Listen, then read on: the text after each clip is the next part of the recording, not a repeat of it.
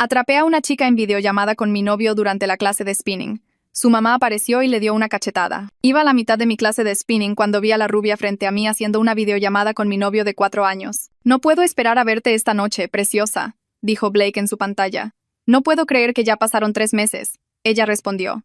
Casi vomito. La instructora detuvo la música cuando me vio llorar. Ese es mi novio, señalé la pantalla. Todo el estudio se quedó en silencio. 25 mujeres me miraban fijamente. La rubia, Isabella, colgó y se volteó. Chica, te juro que no lo sabía. Todas las mujeres se bajaron de sus bicicletas. Alguien me dio agua. Alguien más me dio pañuelos. Encontraron su Instagram en segundos. Su última publicación éramos nosotros en la playa, con la leyenda Amor de mi vida. Llama a su hermana. Pon el altavoz. Ahora, dijo alguien. Llamé a Ellie con manos temblorosas. Hola, nena. ¿Qué tal el spinning?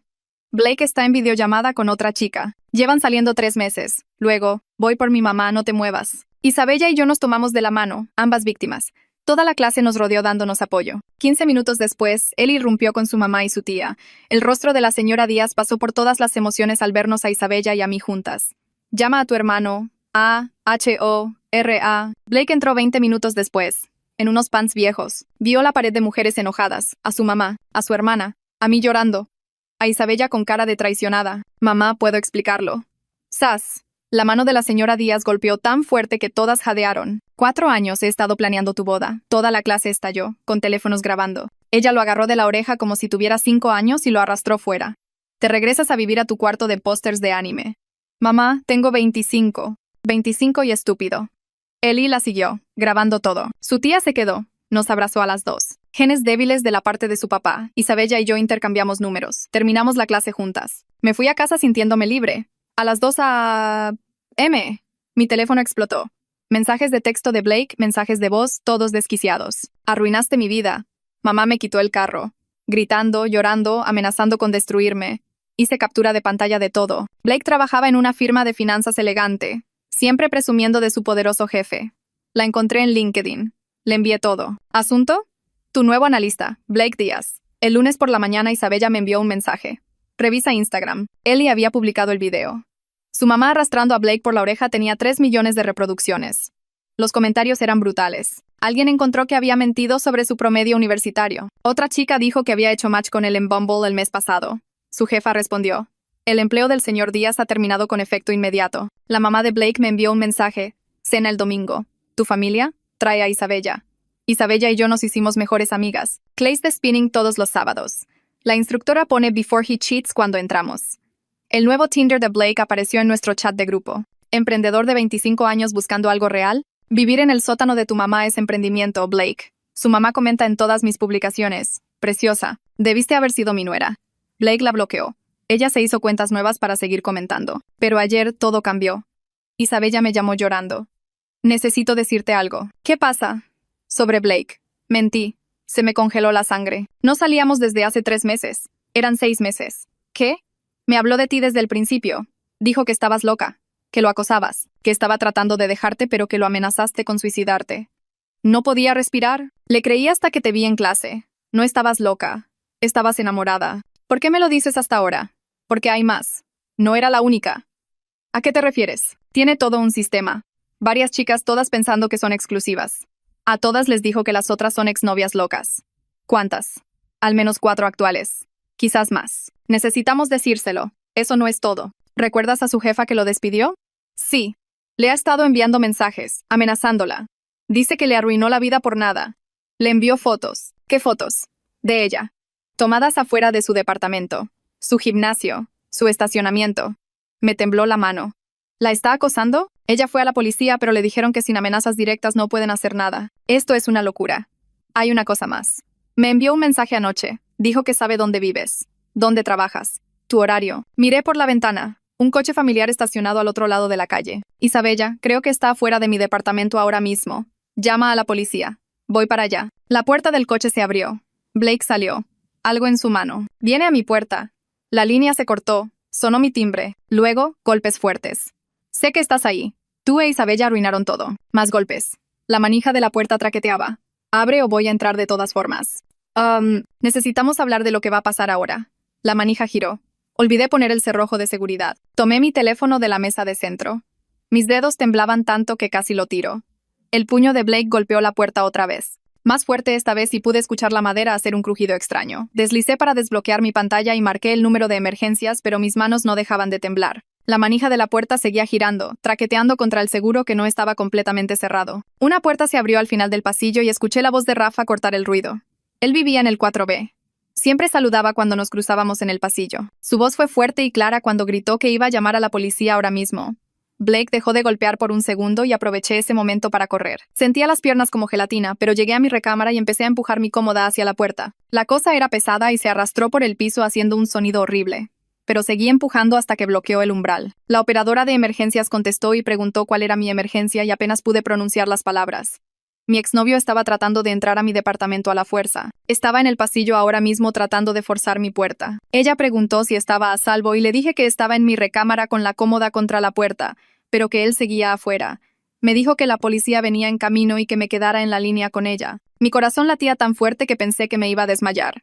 Podía escuchar a Blake gritar a través de la puerta cómo arruiné su vida, cómo todo era mi culpa, cómo Isabella y yo íbamos a pagar por lo que hicimos. La operadora de emergencias seguía haciéndome preguntas y yo las respondía, pero mi voz sonaba rara y lejana. ¿Estaba armado? No lo sabía. ¿Me había amenazado antes? Sí. Los mensajes de anoche. ¿Había alguien más en el departamento? No. Solo yo. Ella siguió hablándome con esa voz tranquila mientras yo estaba sentada en el suelo de mi recámara con la espalda contra la cómoda, escuchando a Blake perder la cabeza en mi pasillo. Las sirenas llegaron rápido, mucho más rápido de lo que esperaba. 4 minutos según la operadora de emergencias que se quedó conmigo al teléfono todo el tiempo. Escuché voces nuevas en el pasillo, graves y de autoridad, diciéndole a Blake que se alejara de la puerta.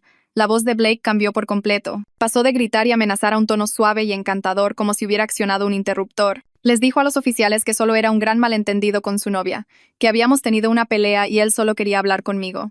Su voz sonaba tan normal y razonable que por un segundo me pregunté si yo estaba loca.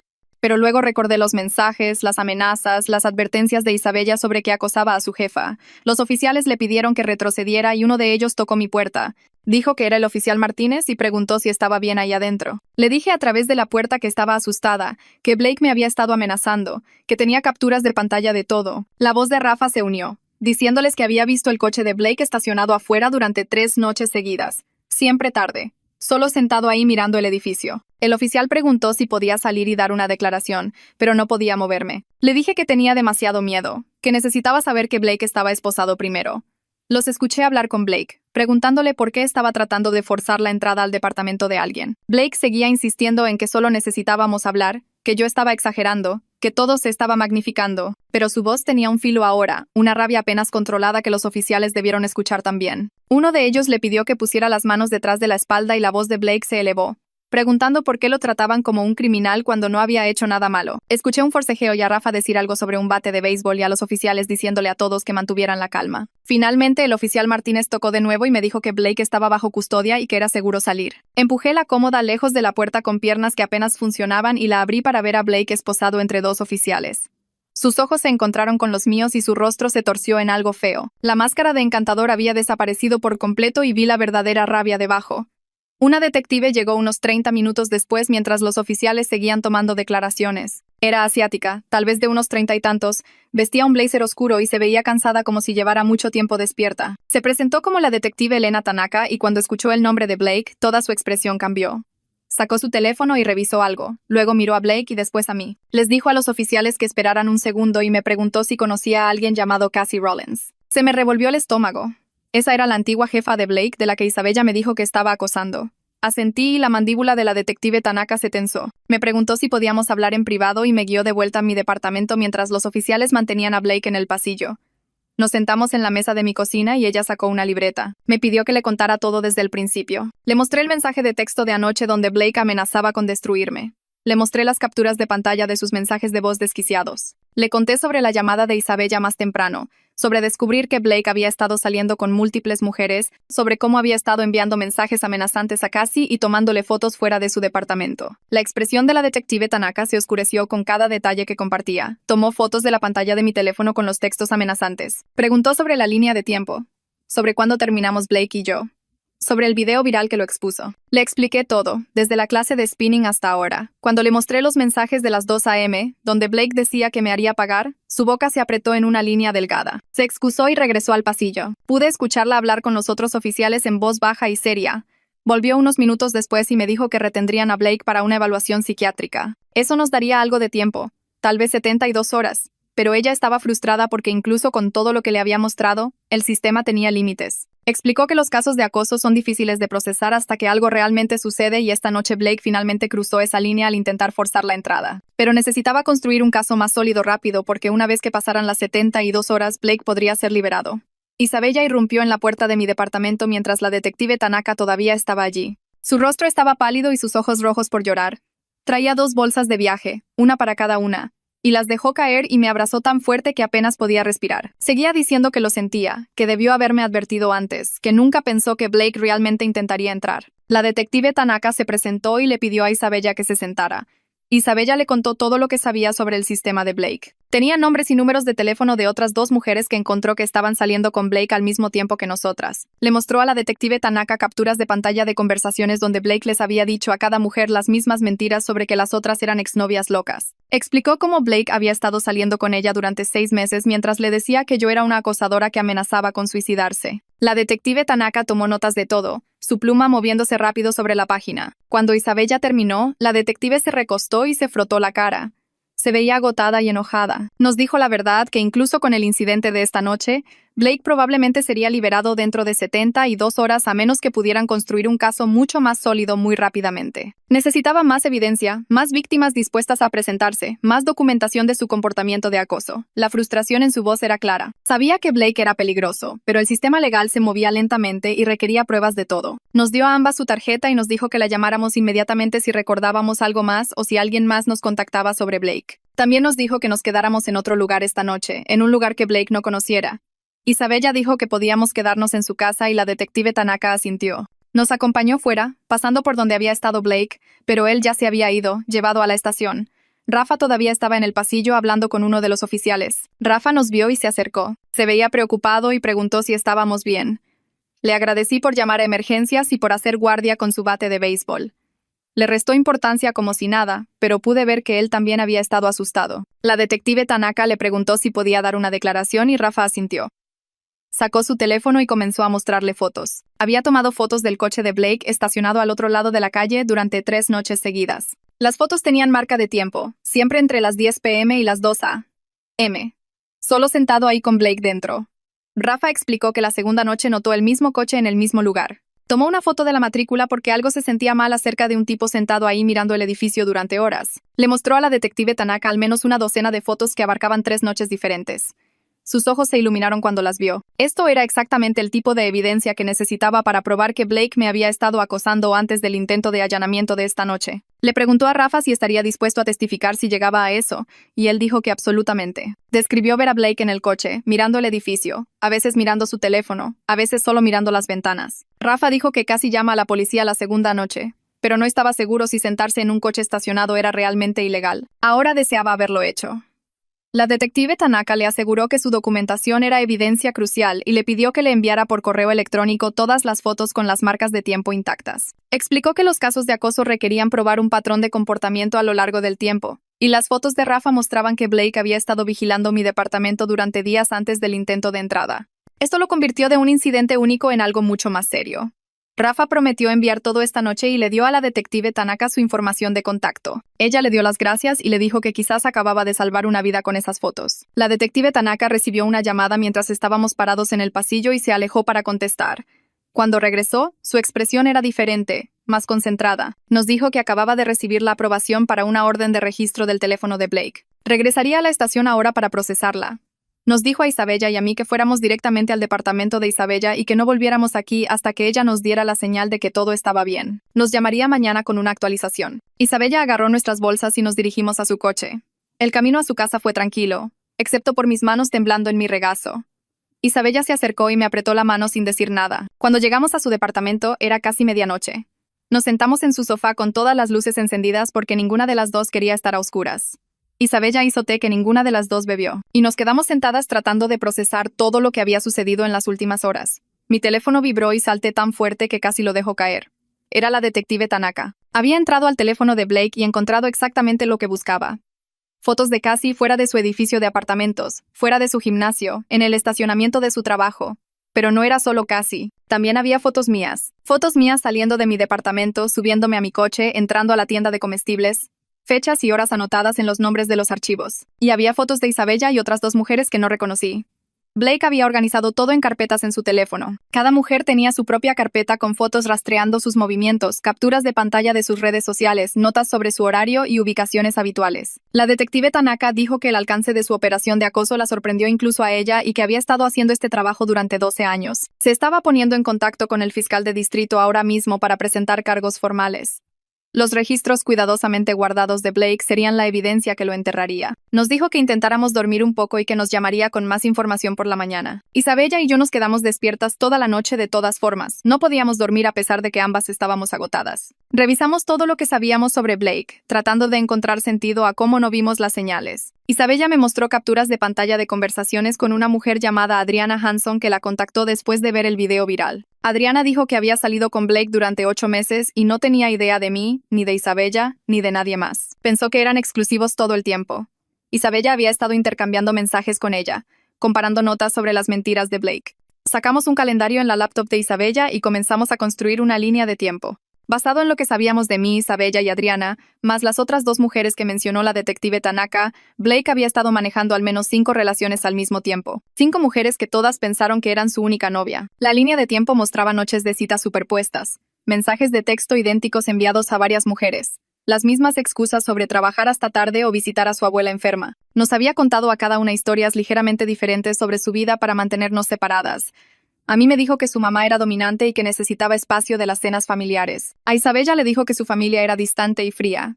A Adriana le dijo que sus padres habían muerto. Todas mentiras diseñadas para explicar por qué nunca nos conocíamos ni lo veíamos con otras personas. Trabajamos en la línea de tiempo hasta que salió el sol, llenando vacíos y encontrando patrones.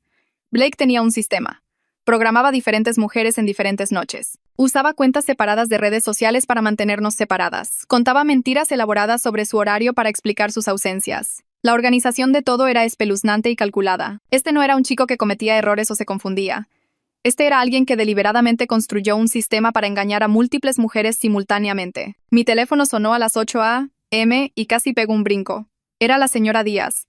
Su voz estaba tomada por el llanto y apenas podía articular palabras al principio. La detective Tanaka la había llamado hacía una hora sobre el arresto de Blake y la evidencia que encontraron en su teléfono. La señora Díaz estaba devastada. Seguía diciendo que no lo crió para ser así, que no entendía dónde salió mal todo.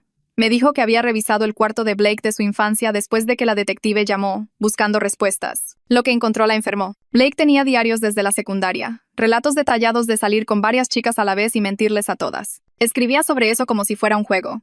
Como si estuviera orgulloso de lo bien que podía manipular a la gente. El patrón comenzó cuando tenía 16 años y nunca se detuvo. La voz de la señora Díaz se quebró cuando me contó que leyó página tras página de su hijo describiendo cómo jugaba con diferentes chicas, cómo disfrutaba el control, lo fácil que era hacer que creyeran lo que él quisiera. Dijo que tal vez debió haber visto las señales en ese entonces, pero pensó que eran solo cosas normales de chicos adolescentes presumiendo en un diario. Nunca imaginó que se convertiría en esto. Nunca pensó que su hijo se convertiría en alguien que acosaba a mujeres y trataba de entrar a sus casas. Se disculpó conmigo una y otra vez diciendo que lo sentía mucho, que debió haberlo educado mejor. No supe qué decir. Una parte de mí quería consolarla, pero otra parte estaba enojada de que no lo hubiera visto antes. No lo hubiera detenido antes de que Blake lastimara a tanta gente. Me dijo que testificaría a favor de la fiscalía si se lo pedían. Dijo que Blake necesitaba enfrentar consecuencias reales esta vez, no excusas o protección familiar. Dijo que amaba a su hijo, pero amaba más la verdad. Y la verdad era que Blake era peligroso. Ellie publicó una actualización del video viral alrededor del mediodía. El teléfono de Isabella empezó a sonar. Y luego el mío. Ellie había editado clips de la confrontación original en la clase de spinning con texto nuevo explicando que Blake había sido arrestado por acoso e intento de allanamiento. Pidió a cualquier otra mujer que hubiera salido con Blake que por favor se pusiera en contacto con la policía con información.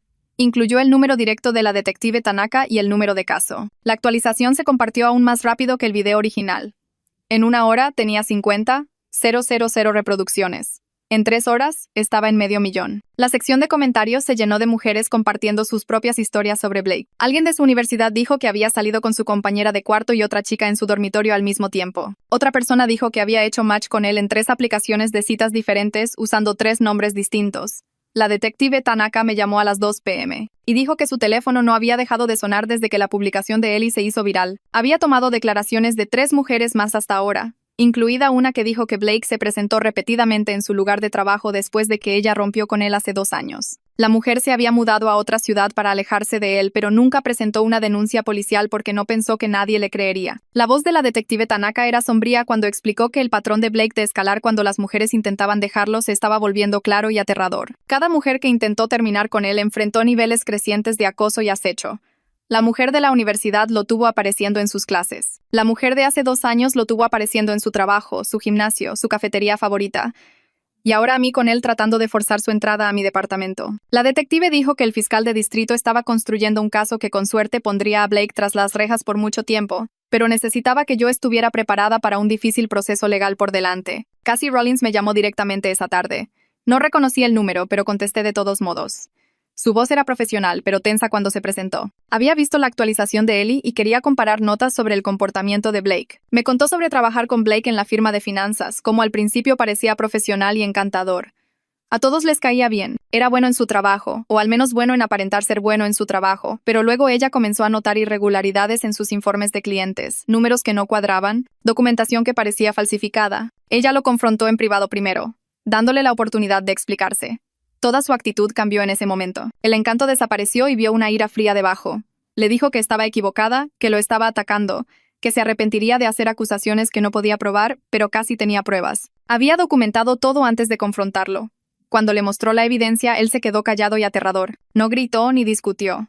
Solo la miró con esa expresión inexpresiva y dijo, «De acuerdo». Ella lo despidió ese día siguiendo los procedimientos adecuados con recursos humanos presente. Y luego comenzó el acoso. Fotos de ella fuera de su departamento, mensajes de cuentas falsas, él apareciendo en lugares a donde ella iba regularmente. Ella fue a la policía, pero le dijeron que sin amenazas directas, no podían hacer mucho.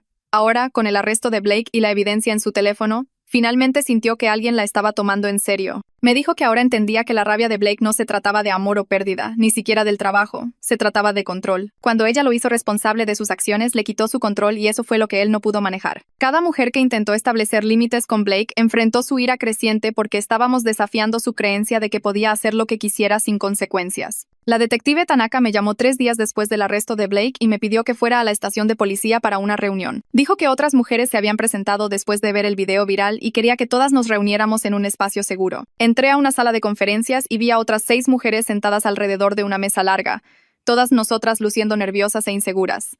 Isabella ya estaba allí y también Cassie. Las otras 4 mujeres se presentaron como Adriana, Morgan, Jenna y Sophie. La detective Tanaka explicó que Blake había estado saliendo con todas nosotras al mismo tiempo, contándonos a cada una historias diferentes sobre las demás. Adriana dijo que Blake le dijo que yo era su prima que tenía problemas de salud mental y necesitaba su apoyo. Morgan dijo que él afirmó que Isabella era su terapeuta, a quien tenía que ver regularmente por estrés laboral. Jenna dijo que Blake le dijo que Cassie era una excompañera de trabajo amargada que fue despedida y lo culpó a él. Cada historia fue cuidadosamente diseñada para explicar nuestra existencia mientras hacía que Blake pareciera el héroe lidiando con personas difíciles en su vida. Nos quedamos sentadas mirándonos, dándonos cuenta de la enorme escala de su manipulación. No solo mintió sobre tener novias, creó narrativas falsas enteras sobre quiénes éramos y por qué existíamos en su vida. La detective Tanaka nos mostró impresiones del teléfono de Blake donde nos había organizado en carpetas con notas detalladas sobre nuestros horarios, nuestros amigos, nuestros trabajos, incluso nuestros ciclos menstruales para poder planear a cuál de nosotras ver cuándo. El nivel de planificación era aterrador y demostraba que este no era un tipo que accidentalmente se había metido en problemas con las relaciones. Este era alguien que deliberadamente construyó un sistema para controlar a múltiples mujeres. Adriana comenzó a llorar y dijo que había estado con Blake durante 8 meses y no tenía idea de ninguna de nosotras. Sophie dijo que solo había estado saliendo con él durante 6 semanas, pero ya sentía que algo andaba mal porque nunca estaba disponible los fines de semana. Morgan reveló que se había quedado embarazada hacía 2 meses y Blake la había presionado para que abortara, diciendo que no estaba listo para ser padre y ahora entendía que no podía ser padre porque estaba demasiado ocupado manejando sus otras relaciones. La sala se quedó en silencio después de esa revelación. La detective Tanaka nos dejó hablar y compartir nuestras experiencias durante más de 1 hora y surgieron patrones que eran escalofriantes. Blake siempre se posicionaba como la víctima de circunstancias fuera de su control. Siempre tenía una excusa de por qué no podía vernos ciertos días o por qué necesitaba mantener nuestra relación en secreto de ciertas personas. Siempre nos hacía sentir especiales y elegidas mientras simultáneamente nos hacía sentir que necesitábamos probarnos dignas de él. Cassie intervino y dijo que este mismo patrón apareció en el trabajo donde Blake se hacía ver como el analista más trabajador mientras en realidad falsificaba informes y se atribuía el mérito del trabajo de otras personas. Cuando ella lo atrapó, inmediatamente le dio la vuelta al guión e intentó hacer que ella pareciera el problema. Todas reconocimos esa táctica de manipulación de nuestras propias experiencias con él. La fiscal de distrito entró después de nuestra reunión y explicó que estaba presentando múltiples cargos contra Blake, incluyendo acoso, hostigamiento, intento de allanamiento y violación de leyes de privacidad por sus actividades de vigilancia. Dijo que la evidencia de su teléfono que mostraba el rastreo organizado de todas nosotras hacía que el caso fuera mucho más sólido que los casos típicos de acoso donde es solo la palabra de una persona contra otra. Los padres de Blake habían contratado a un abogado defensor costoso que ya estaba tratando de argumentar que Blake tenía problemas de salud mental y no debería ser considerado totalmente responsable de sus acciones. La fiscal de distrito dijo que esta era una estrategia de defensa común en casos como este, tratando de obtener simpatía pintando al acusado como enfermo en lugar de criminal. Mi teléfono sonó mientras todavía estábamos en la estación y vi que era la señora Díaz quien llamaba. Salí al pasillo para contestar y ella estaba llorando, pero también enojada. Me dijo que el padre de Blake quería ayudar a pagar a su abogado defensor, pero ella se había negado y habían tenido una gran pelea por eso. Dijo que Blake necesitaba enfrentar consecuencias reales por lo que había hecho. No ser rescatado de nuevo por sus padres poniendo excusas por su comportamiento. Me preguntó cómo fue la reunión en la estación de policía y le conté sobre conocer a todas las otras mujeres y darme cuenta de cuántas éramos. La señora Díaz se quedó en silencio por un momento y luego dijo que se sentía enferma sabiendo que su hijo había lastimado a tanta gente y ella no había visto las señales. Le dije que no era su culpa porque Blake era realmente bueno ocultando quién era realmente, pero ella dijo que una madre debería saber cuándo algo anda mal con su hijo. Me dijo que había estado revisando viejas fotos y videos familiares tratando de averiguar cuándo Blake se convirtió en esta persona, buscando pistas que no vio. No supe qué decir para hacerla sentir mejor porque yo misma todavía estaba tratando de procesar todo. Dijo que quería ayudar en lo que pudiera, ya sea testificando contra Blake o apoyándonos a todas a través del proceso legal. Le di las gracias y le dije que solo saber que nos creía y no estaba poniendo excusas por Blake significaba todo. El juez concedió órdenes de restricción de emergencia para mí, Isabella, Cassie y Adriana al día siguiente basándose en la evidencia del acoso y el comportamiento amenazante de Blake. La detective Tanaka nos llamó a cada una para explicarnos lo que significaban las órdenes de restricción y lo que sucedería después. Blake fue liberado bajo fianza con un monitor de tobillo y órdenes estrictas de no contactarnos a ninguna de nosotras ni acercarse a menos de 150 metros de nuestros hogares, lugares de trabajo o cualquier lugar que él supiera que frecuentábamos regularmente. La voz de la detective Tanaka era seria cuando nos advirtió que las órdenes de restricción son solo un pedazo de papel y los acosadores decididos a menudo las violan. Dijo que cada una de nosotras necesitaba desarrollar planes de seguridad y que ella nos ayudaría a determinar cómo se vería eso para nuestras situaciones específicas. Vino a mi departamento esa tarde y recorrió mi edificio conmigo, señalando debilidades de seguridad y sugiriendo cambios. Notó que mi puerta solo tenía una cerradura normal y el cerrojo de seguridad que olvidé cerrar la noche que Blake intentó entrar. Anotó el nombre de un cerrajero que hacía instalaciones de seguridad y dijo que debería llamarlos hoy. Me ayudó a mapear mis rutinas habituales e identificar cuáles necesitaba cambiar de inmediato. Había estado yendo a la misma cafetería todas las mañanas antes del trabajo, la misma tienda de comestibles todos los miércoles por la noche, la misma ruta para caminar con mi camino habitual por el vecindario. La detective Tanaka explicó que Blake había estado rastreando estos patrones y yo necesitaba romperlos para que le fuera más difícil predecir dónde estaría. Me ayudó a establecer un sistema de registro con Isabella y Rafa donde les enviaría un mensaje de texto a ciertas horas cada día para que supieran que estaba bien. Si no tenían noticias mías a las horas programadas, tenían permiso para llamar a la policía y hacer una revisión de bienestar. También me dio un número directo para llamar a su celular si veía a Blake o me sentía insegura, diciendo que no esperara y pasara por los canales regulares si necesitaba ayuda rápido. Toda la conversación me hizo darme cuenta de lo seria que era la situación y cuánto peligro podría seguir corriendo incluso con Blake con un monitor de tobillo. Llamé al cerrajero que la detective Tanaka me recomendó y vinieron esa misma noche para instalar nuevas cerraduras en mi departamento. El cerrajero miró mi configuración actual y negó con la cabeza, diciendo que un cerrojo de seguridad regular no detendría a alguien decidido a entrar. Instaló cerrojos de seguridad de grado comercial tanto en mi puerta principal como en la puerta de mi departamento al pasillo compartido, del tipo que necesitaba llaves en ambos lados para que nadie pudiera romper una ventana y meter la mano para desbloquearlo desde adentro. Agregó una barra de seguridad que se acuñaba debajo de la manija de mi puerta y se apoyaba contra el suelo, haciendo casi imposible forzar la puerta incluso si alguien pasaba las cerraduras. Puso nuevas cerraduras en todas mis ventanas que requerían una llave para abrir, reemplazando los cierres baratos que venían con el departamento. Toda la instalación tomó 3 horas y me costó unos $14 MXN que no había planeado gastar. Rafa vino mientras el cerrajero estaba trabajando y se ofreció a ayudarme a instalar un sistema de timbre con cámara que había comprado en línea. Me mostró cómo funcionaba con una cámara que grabaría a cualquiera que se acercara a mi puerta y enviaría alertas a mi teléfono cada vez que hubiera movimiento en el pasillo. Me ayudó a descargar la aplicación y probarla para asegurarme de que recibiría notificaciones inmediatamente si alguien se acercaba.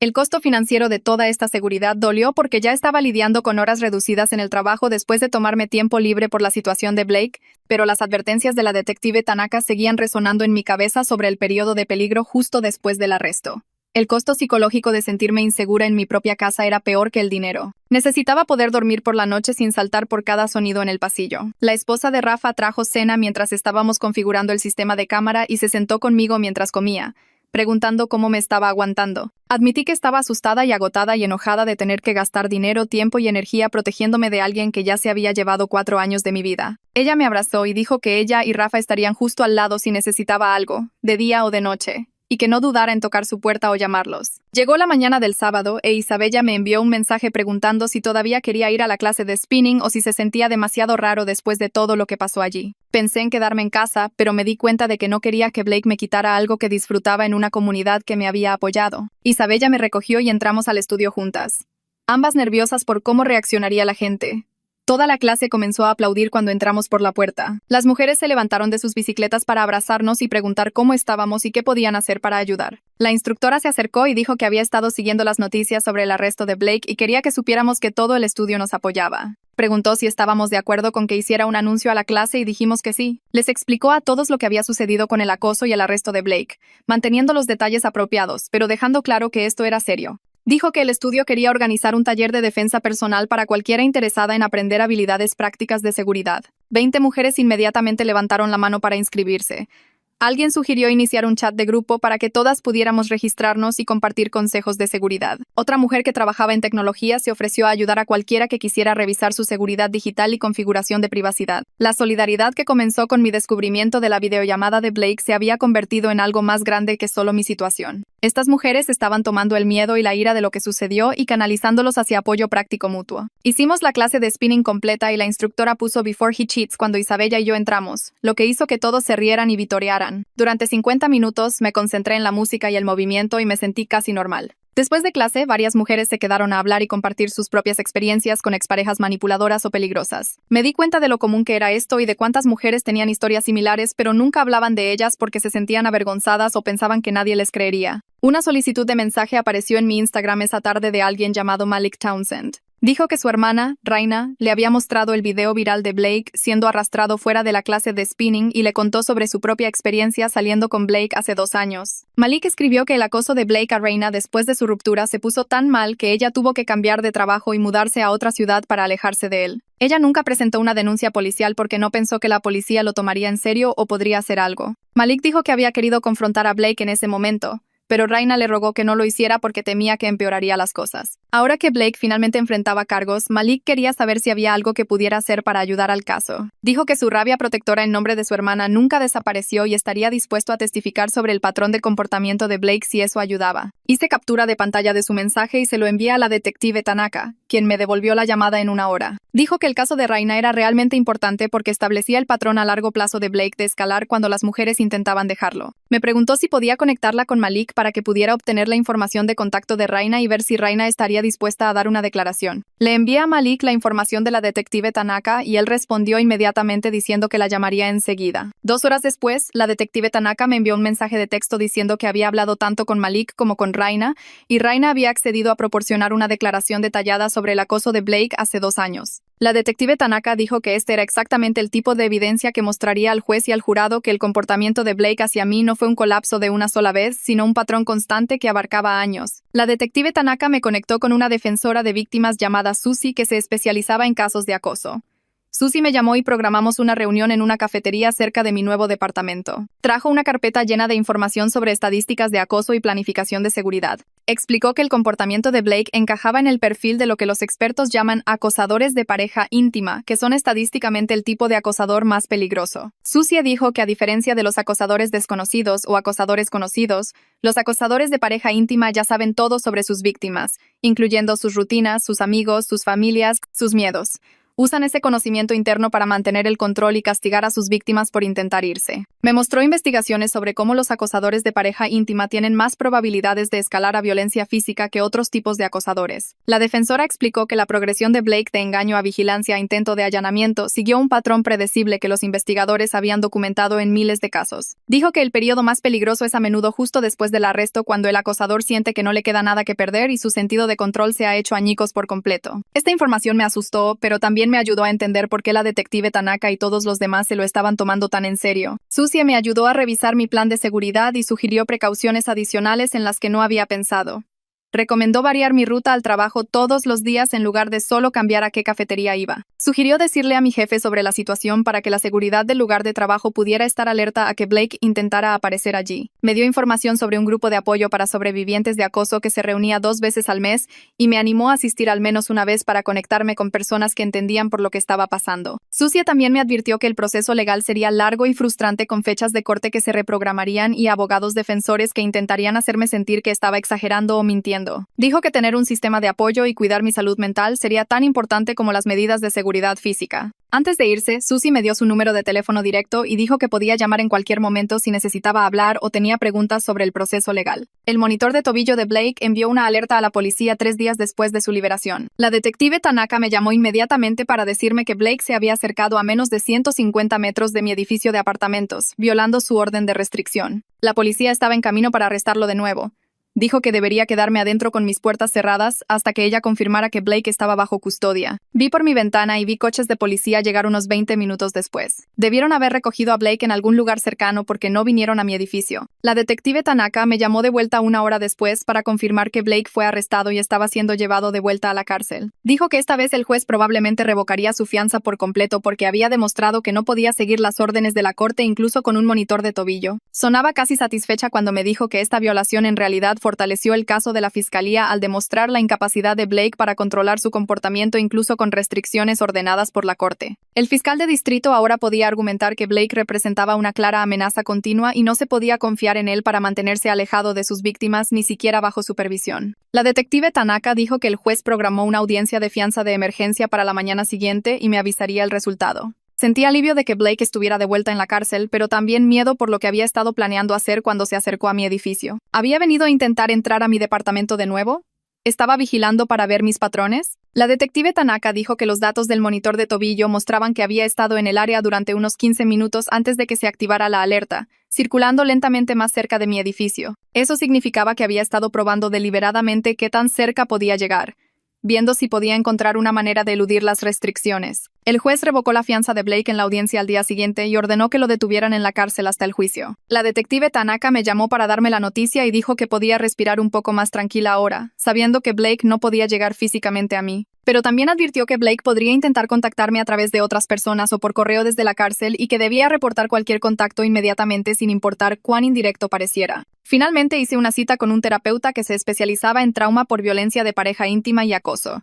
Mi médico habitual me había dado la referencia semanas atrás, pero había estado demasiado ocupada lidiando con informes policiales y procedimientos judiciales para llamar. Sentada en el consultorio de la terapeuta por primera vez, me eché a llorar antes de terminar de explicar lo que sucedió. La terapeuta, cuyo nombre era la doctora Díaz, me dio pañuelos y esperó pacientemente mientras me recomponía.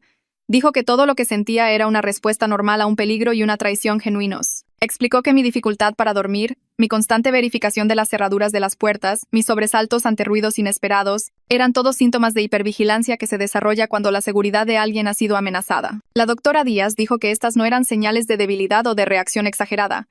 Eran la forma en que mi cerebro intentaba protegerme de futuros daños. Me ayudó a comprender que lo que Blake hizo no fue solo una mala ruptura o drama de infidelidad.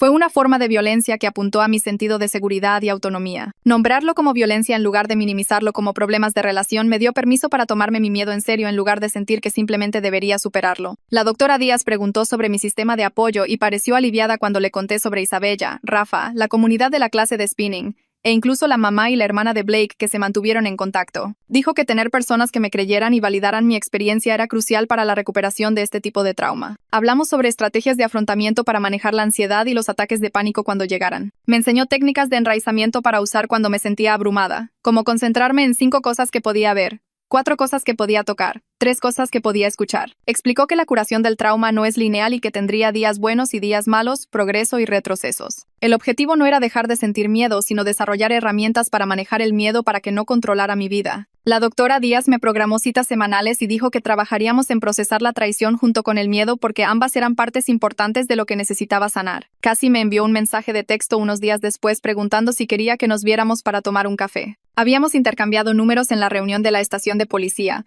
pero no habíamos hablado mucho desde entonces. Acepté y nos reunimos en una cafetería a mitad de camino entre nuestros departamentos. Casi se veía cansada pero decidida cuando se sentó frente a mí. Dijo que había estado pensando mucho en Blake y tratando de entender cómo no vio las señales de quién era realmente. En el trabajo, Blake había sido tan encantador y profesional que a todos les caía bien. Era bueno en su trabajo, o al menos bueno en aparentar ser bueno en su trabajo. Otros empleados lo defenderían cuando casi planteó por primera vez preocupaciones sobre sus informes falsificados. Dijo que le recordaba a cómo las novias de Blake no se creían unas a otras sobre su engaño porque él había sido muy convincente en sus mentiras sobre cada una de nosotras. Casi describió el momento en que confrontó a Blake en privado sobre las irregularidades en sus informes de clientes, dándole la oportunidad de explicarse antes de llevarlo más arriba. Toda su actitud cambió en ese momento. El encanto desapareció y vio una ira fría debajo. Le dijo que estaba equivocada, que lo estaba atacando, que se arrepentiría de hacer acusaciones que no podía probar. Pero casi había documentado todo antes de confrontarlo. Cuando le mostró la evidencia, él se quedó callado de una manera que era más aterradora que gritar. Solo la miró con esa expresión inexpresiva y dijo: «De acuerdo». Ella lo despidió ese día con recursos humanos presentes siguiendo todos los procedimientos adecuados. Y luego comenzó el acoso. Fotos de ella fuera de su departamento, mensajes de cuentas falsas. Él apareciendo en su gimnasio, su tienda de comestibles, lugares a donde ella iba regularmente. Ella fue a la policía, pero le dijeron que sin amenazas directas no podían hacer mucho. Ahora, con el arresto de Blake y la evidencia en su teléfono, finalmente sintió que alguien la estaba tomando en serio. Casi dijo que ahora entendía que la rabia de Blake no se trataba realmente del trabajo o incluso de mí y las otras novias. Se trataba de control.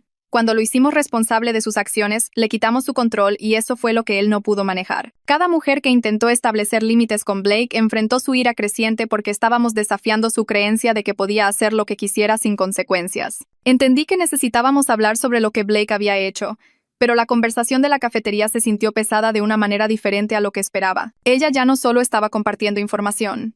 Estaba tratando de ayudarme a entender algo más grande sobre quién era Blake y por qué actuó de la manera en que lo hizo. Sus palabras sobre el control se quedaron conmigo después de que nos fuimos, repitiéndose en mi cabeza durante el camino a casa. Seguí pensando en todas las veces que Blake había dirigido sutilmente las decisiones en nuestra relación, haciéndome sentir que yo estaba eligiendo cosas cuando en realidad él siempre estaba dirigiendo el resultado. La cita con la terapeuta, la doctora Díaz había programado. No podía llegar lo suficientemente rápido. 2 semanas después del arresto de Blake, la señora Díaz envió un mensaje de texto a todas nosotras. Quería organizar una cena en su casa. Dijo que necesitaba disculparse en persona y escuchar nuestras historias correctamente, no a través de informes policiales o información de segunda mano.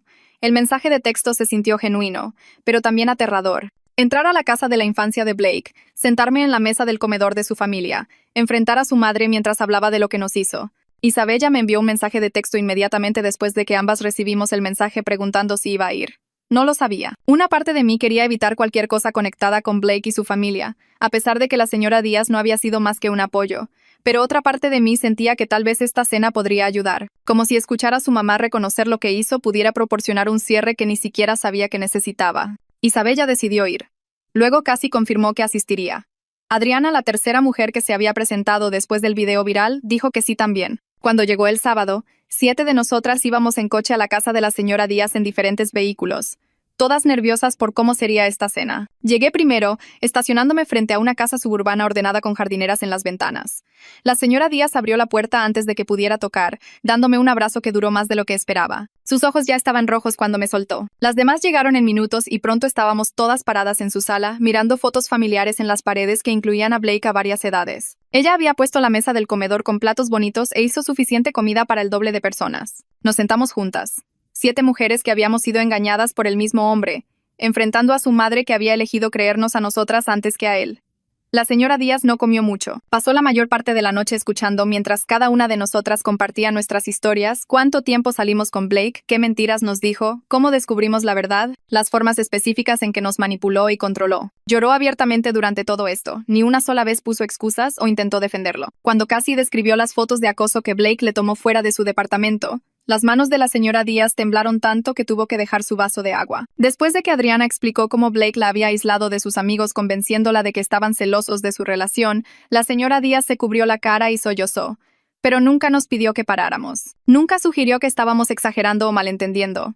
Solo escuchó y absorbió el alcance total de lo que su hijo nos había hecho a todas. Cuando todas terminaron de compartir, la señora Díaz habló en voz baja sobre la terapia a la que había comenzado a asistir. Dijo que seguía tratando de entender cómo no vio las señales, si había habilitado su comportamiento de alguna manera, si hubo señales de advertencia en su infancia que ella ignoró o desestimó. Su terapeuta la estaba ayudando a superar la culpa, pero dijo que no creía que se perdonaría completamente por no ver quién era realmente Blake. Luego nos miró a cada una directamente y dijo que estaba comprometida a testificar a favor de la fiscalía, si eso ayudaría a proteger a otras mujeres de él. Dijo que amaba a su hijo, pero amaba más la verdad, y la verdad era que Blake había lastimado a la gente y necesitaba enfrentar consecuencias reales. Su voz se quebró cuando lo dijo, pero no se retractó de las palabras. La cena terminó con todas nosotras llorando juntas.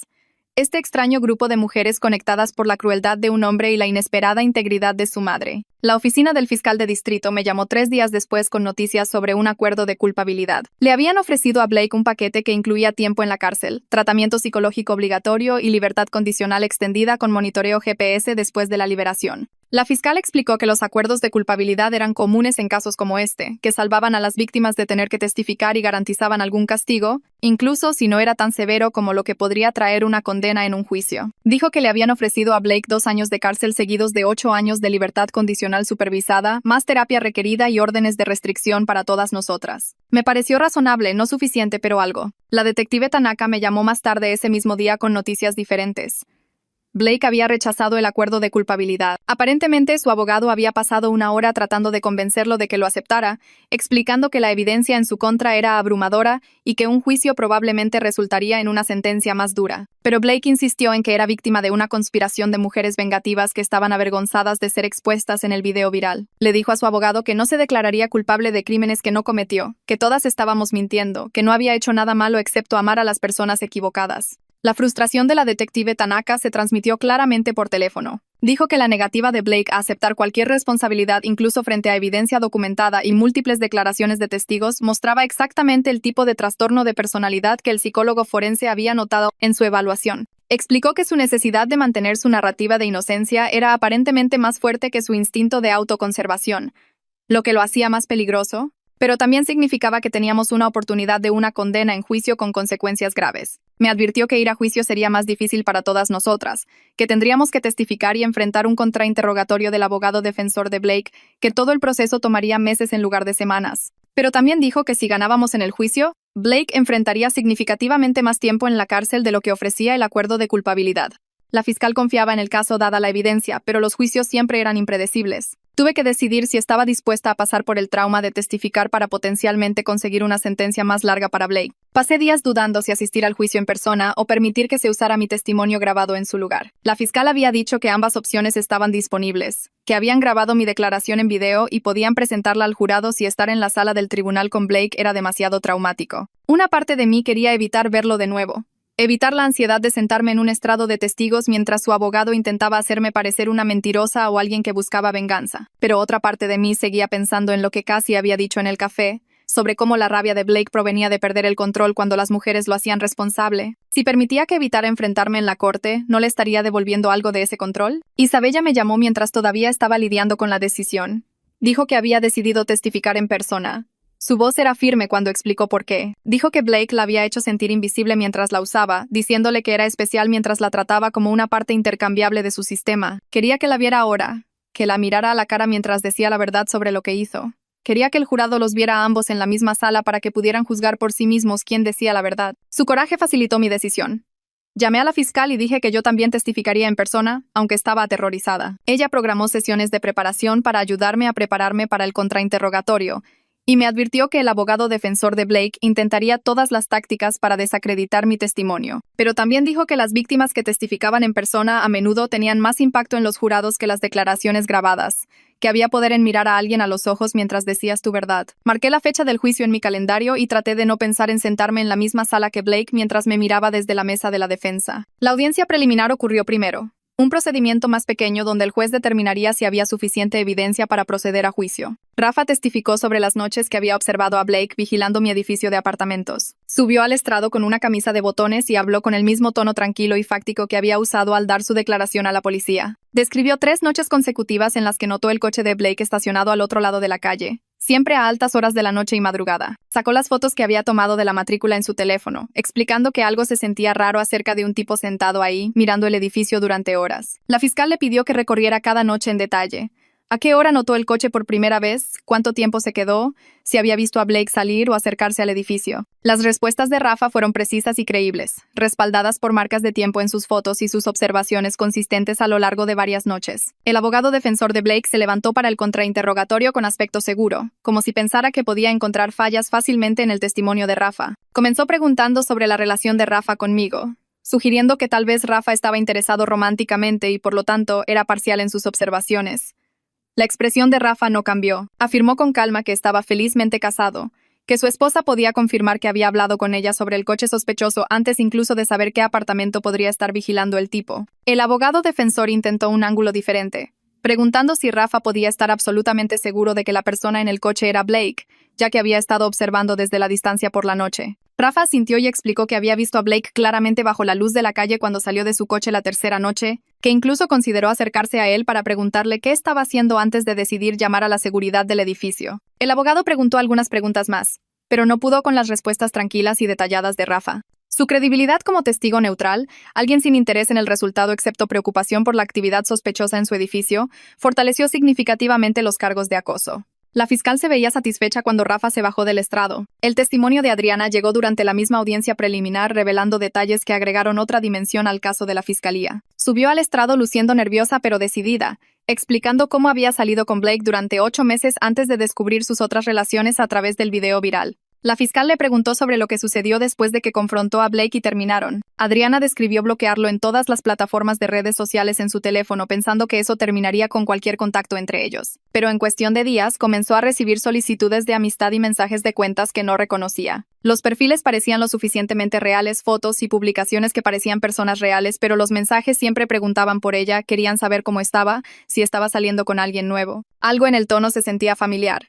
Ignoró la mayoría hasta que una cuenta le envió un mensaje que hacía referencia a una broma privada que solo Blake sabría. Fue entonces cuando se dio cuenta de que estaba creando perfiles falsos para monitorearla después de que ella lo bloqueó. La fiscal presentó evidencia del equipo técnico que había rastreado estas cuentas falsas hasta los dispositivos de Blake. Habían encontrado múltiples perfiles creados desde su laptop y teléfono, todos diseñados para parecer personas al azar, pero en realidad controlados por Blake para vigilar a Adriana y varias otras mujeres. El experto forense digital explicó el nivel de planificación involucrado, cómo Blake había configurado direcciones de correo electrónico separadas para cada perfil falso, usado diferentes fotos descargadas de sitios web oscuros, incluso creado redes de amigos falsas para que los perfiles parecieran legítimos. Esto no fue un comportamiento impulsivo o un lapsus momentáneo. Esto fue acoso digital sistemático que mostró la necesidad obsesiva de Blake de mantener vigilancia sobre las mujeres que intentaron dejarlo. La fiscal enfatizó este punto durante su interrogatorio, preguntándole a Adriana cómo se sintió al descubrir que Blake todavía la estaba mirando, incluso después de que ella tomó todas las medidas normales para cortar el contacto.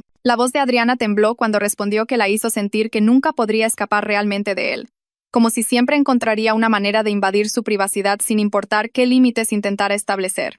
La fiscal me dijo después de la audiencia que este tipo de evidencia detallada de planificación y persistencia hacía que fuera mucho más difícil para Blake afirmar que su comportamiento fue impulsivo o malentendido. Requested Reads está en Spotify ahora. Revisa el enlace en la descripción o comentarios. Los perfiles falsos de redes sociales probaron premeditación y comportamiento de acoso continuo que fue más allá de solo aparecer en lugares o enviar mensajes. Demostró la naturaleza calculada del sistema de vigilancia de Blake y su negativa a respetar cualquier límite que las mujeres en su vida intentaron establecer. La psicóloga designada por la corte entregó su evaluación 3 semanas después. Diagnosticó a Blake con trastorno de personalidad narcisista, señalando su completa falta de empatía por cualquiera de nosotras. El informe lo describió como alguien que veía a otras personas como objetos para ser controlados en lugar de individuos con sus propias vidas, pero la evaluación también concluyó que Blake era totalmente competente para ser juzgado y entendía la ilicitud de sus acciones. Su equipo de defensa había estado esperando un diagnóstico de enfermedad mental que pudieran usar como mitigación, pero la psicóloga dejó claro que Blake sabía exactamente lo que estaba haciendo cuando nos acosaba, cuando nos amenazaba, cuando intentaba entrar a mi departamento. No estaba enfermo. Era peligroso. La fiscal me dijo que esta distinción importaba porque significaba que Blake no podía afirmar que no entendía que su comportamiento era incorrecto o que no podía controlarse. La evaluación demostró que tomó decisiones deliberadas para lastimar a las personas que intentaron hacerlo responsable. Fui al supermercado un martes por la tarde, necesitando suministros básicos y tratando de mantener alguna rutina normal. Estaba parada en el pasillo de cereales comparando precios cuando lo vi. Misma altura que Blake, mismo cabello oscuro, misma complexión. Mi visión se estrechó. Mi corazón comenzó a acelerarse tan rápido que pensé que explotaría. No podía respirar. Mis manos se entumecieron. Las cajas de cereal se mezclaron. Dejé caer mi canasta y agarré el estante para no caerme. Una empleada de la tienda apareció a mi lado preguntando si estaba bien, pero no pude responder. Ella me guió a una oficina tranquila en la parte de atrás y se quedó conmigo mientras temblaba y jadeaba por aire. No hizo preguntas, solo me trajo agua y pañuelos. Llamé a Isabella con dedos temblorosos. Ella llegó 20 minutos después y me llevó a casa. Me sentí tan avergonzada por mi reacción hasta que mi terapeuta me recordó que las respuestas al trauma no son lógicas ni controlables. Ver a alguien que se parecía a Blake activó el sistema de supervivencia de mi cuerpo a pesar de que mi cerebro sabía que no era él. Ella me ayudó a desarrollar estrategias de afrontamiento para manejar los desencadenantes mientras aún estaba en la fase aguda de procesar todo. Practicamos técnicas de enraizamiento y ejercicios de respiración para cuando llegaba el pánico. La oficina del fiscal programó múltiples sesiones de práctica para prepararme para el testimonio. Montaron una sala de tribunal simulada y me guiaron a través de las preguntas que harían y las preguntas que probablemente haría el abogado defensor de Blake. La fiscal principal me advirtió que el abogado de Blake intentaría hacerme parecer vengativa o inestable, que mantenerme tranquila y clara sería mi respuesta más poderosa. Me enseñó a concentrarme en respuestas fácticas en lugar de dejarme llevar por reacciones emocionales. Isabella y yo practicamos juntas en su departamento, turnándonos para interpretar al abogado defensor hostil para prepararnos mutuamente para la experiencia real. Ella me hizo preguntas terribles sobre si estaba celosa, si estaba mintiendo por atención, si provoqué a Blake. Yo le hice preguntas similares hasta que ambas pudimos responder sin que nos temblara la voz. La práctica se sintió brutal pero necesaria. Necesitábamos estar listas para que alguien intentara hacernos quedar mal frente a un jurado. La señora Díaz subió al estrado el segundo día del juicio. La fiscal le preguntó sobre encontrar los diarios de la secundaria de Blake en su habitación de la infancia después de su arresto. Ella describió leer entradas donde el adolescente Blake documentaba manipular a varias chicas en su escuela secundaria, llevando un registro de qué mentiras le dijo a qué chica para no ser atrapado. El diario mostró que este patrón comenzó joven, que Blake había estado practicando estas tácticas durante más de una década. Cuando la fiscal preguntó sobre confrontar a Blake después de su arresto, la voz de la señora Díaz se quebró. Testificó que él no mostró remordimiento, solo ira porque lo atraparon y expusieron. Su testimonio como su propia madre eligiendo apoyar a sus víctimas en lugar de a él fue devastador para su defensa. Vi el rostro de Blake retorcerse de rabia mientras hablaba. Apretó la mandíbula, sus manos agarraron la mesa. El juez tuvo que advertirle sobre su comportamiento en la sala del tribunal cuando murmuró insultos audibles hacia su madre. Varios miembros del jurado lo miraron con disgusto. Su propia madre estaba testificando en su contra, y él ni siquiera podía controlar su reacción. Yo subí al estrado a la mañana siguiente. Mi mano tembló mientras la colocaba sobre la Biblia y juraba decir la verdad. La fiscal me guió a través de nuestra relación de 4 años, haciendo preguntas específicas sobre cuándo nos conocimos, con qué frecuencia nos veíamos, cuándo hablamos de casarnos. Describí el descubrimiento en la clase de spinning, ver a Isabella en el teléfono de Blake, la conmoción de saber que había estado saliendo con ella durante 6 meses mientras le decía que yo era una acosadora loca. La fiscal preguntó sobre las amenazas crecientes de Blake después del video viral y yo presenté con calma las capturas de pantalla de sus mensajes de las 2 a.m. amenazando con destruirme. Mostré la evidencia de vigilancia que Rafa proporcionó del coche de Blake afuera de mi departamento durante 3 noches consecutivas. Describí el terror de escucharlo golpear mi puerta e intentar forzar su entrada. El abogado defensor de Blake se levantó para el contrainterrogatorio. Preguntó si estaba exagerando porque era una mujer despechada. Lo miré directamente y dije, no. Estoy diciendo la verdad sobre ser acosada por alguien que no podía aceptar las consecuencias. Preguntó si provoqué a Blake al publicar sobre él en redes sociales.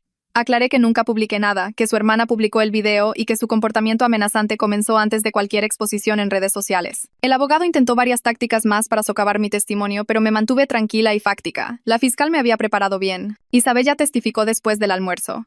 Ella guió al jurado a través del engaño de 6 meses de Blake, como le dijo desde el principio que yo era su exloca que lo acosaba. Explicó que le creyó porque parecía tan genuino, tan preocupado por esta mujer supuestamente inestable que no lo dejaba en paz. El abogado defensor cometió el error de sugerir que ella estaba mintiendo por atención. Isabella sacó su teléfono y mostró meses de mensajes de texto entre ella y Blake, fotos de ellos juntos en restaurantes y parques, recibos de citas a las que fueron. Presentó con calma su línea de tiempo de la relación con fechas y detalles específicos que probaron cada palabra que dijo. El abogado defensor trató de interrumpirla, pero ella siguió adelante, su voz firme y clara. Explicó cómo descubrir la verdad en la clase de spinning la hizo darse cuenta de que Blake la había manipulado para que creyera sus mentiras sobre mí. Sus respuestas tranquilas y detalladas hicieron que el abogado pareciera tonto por cuestionar su credibilidad.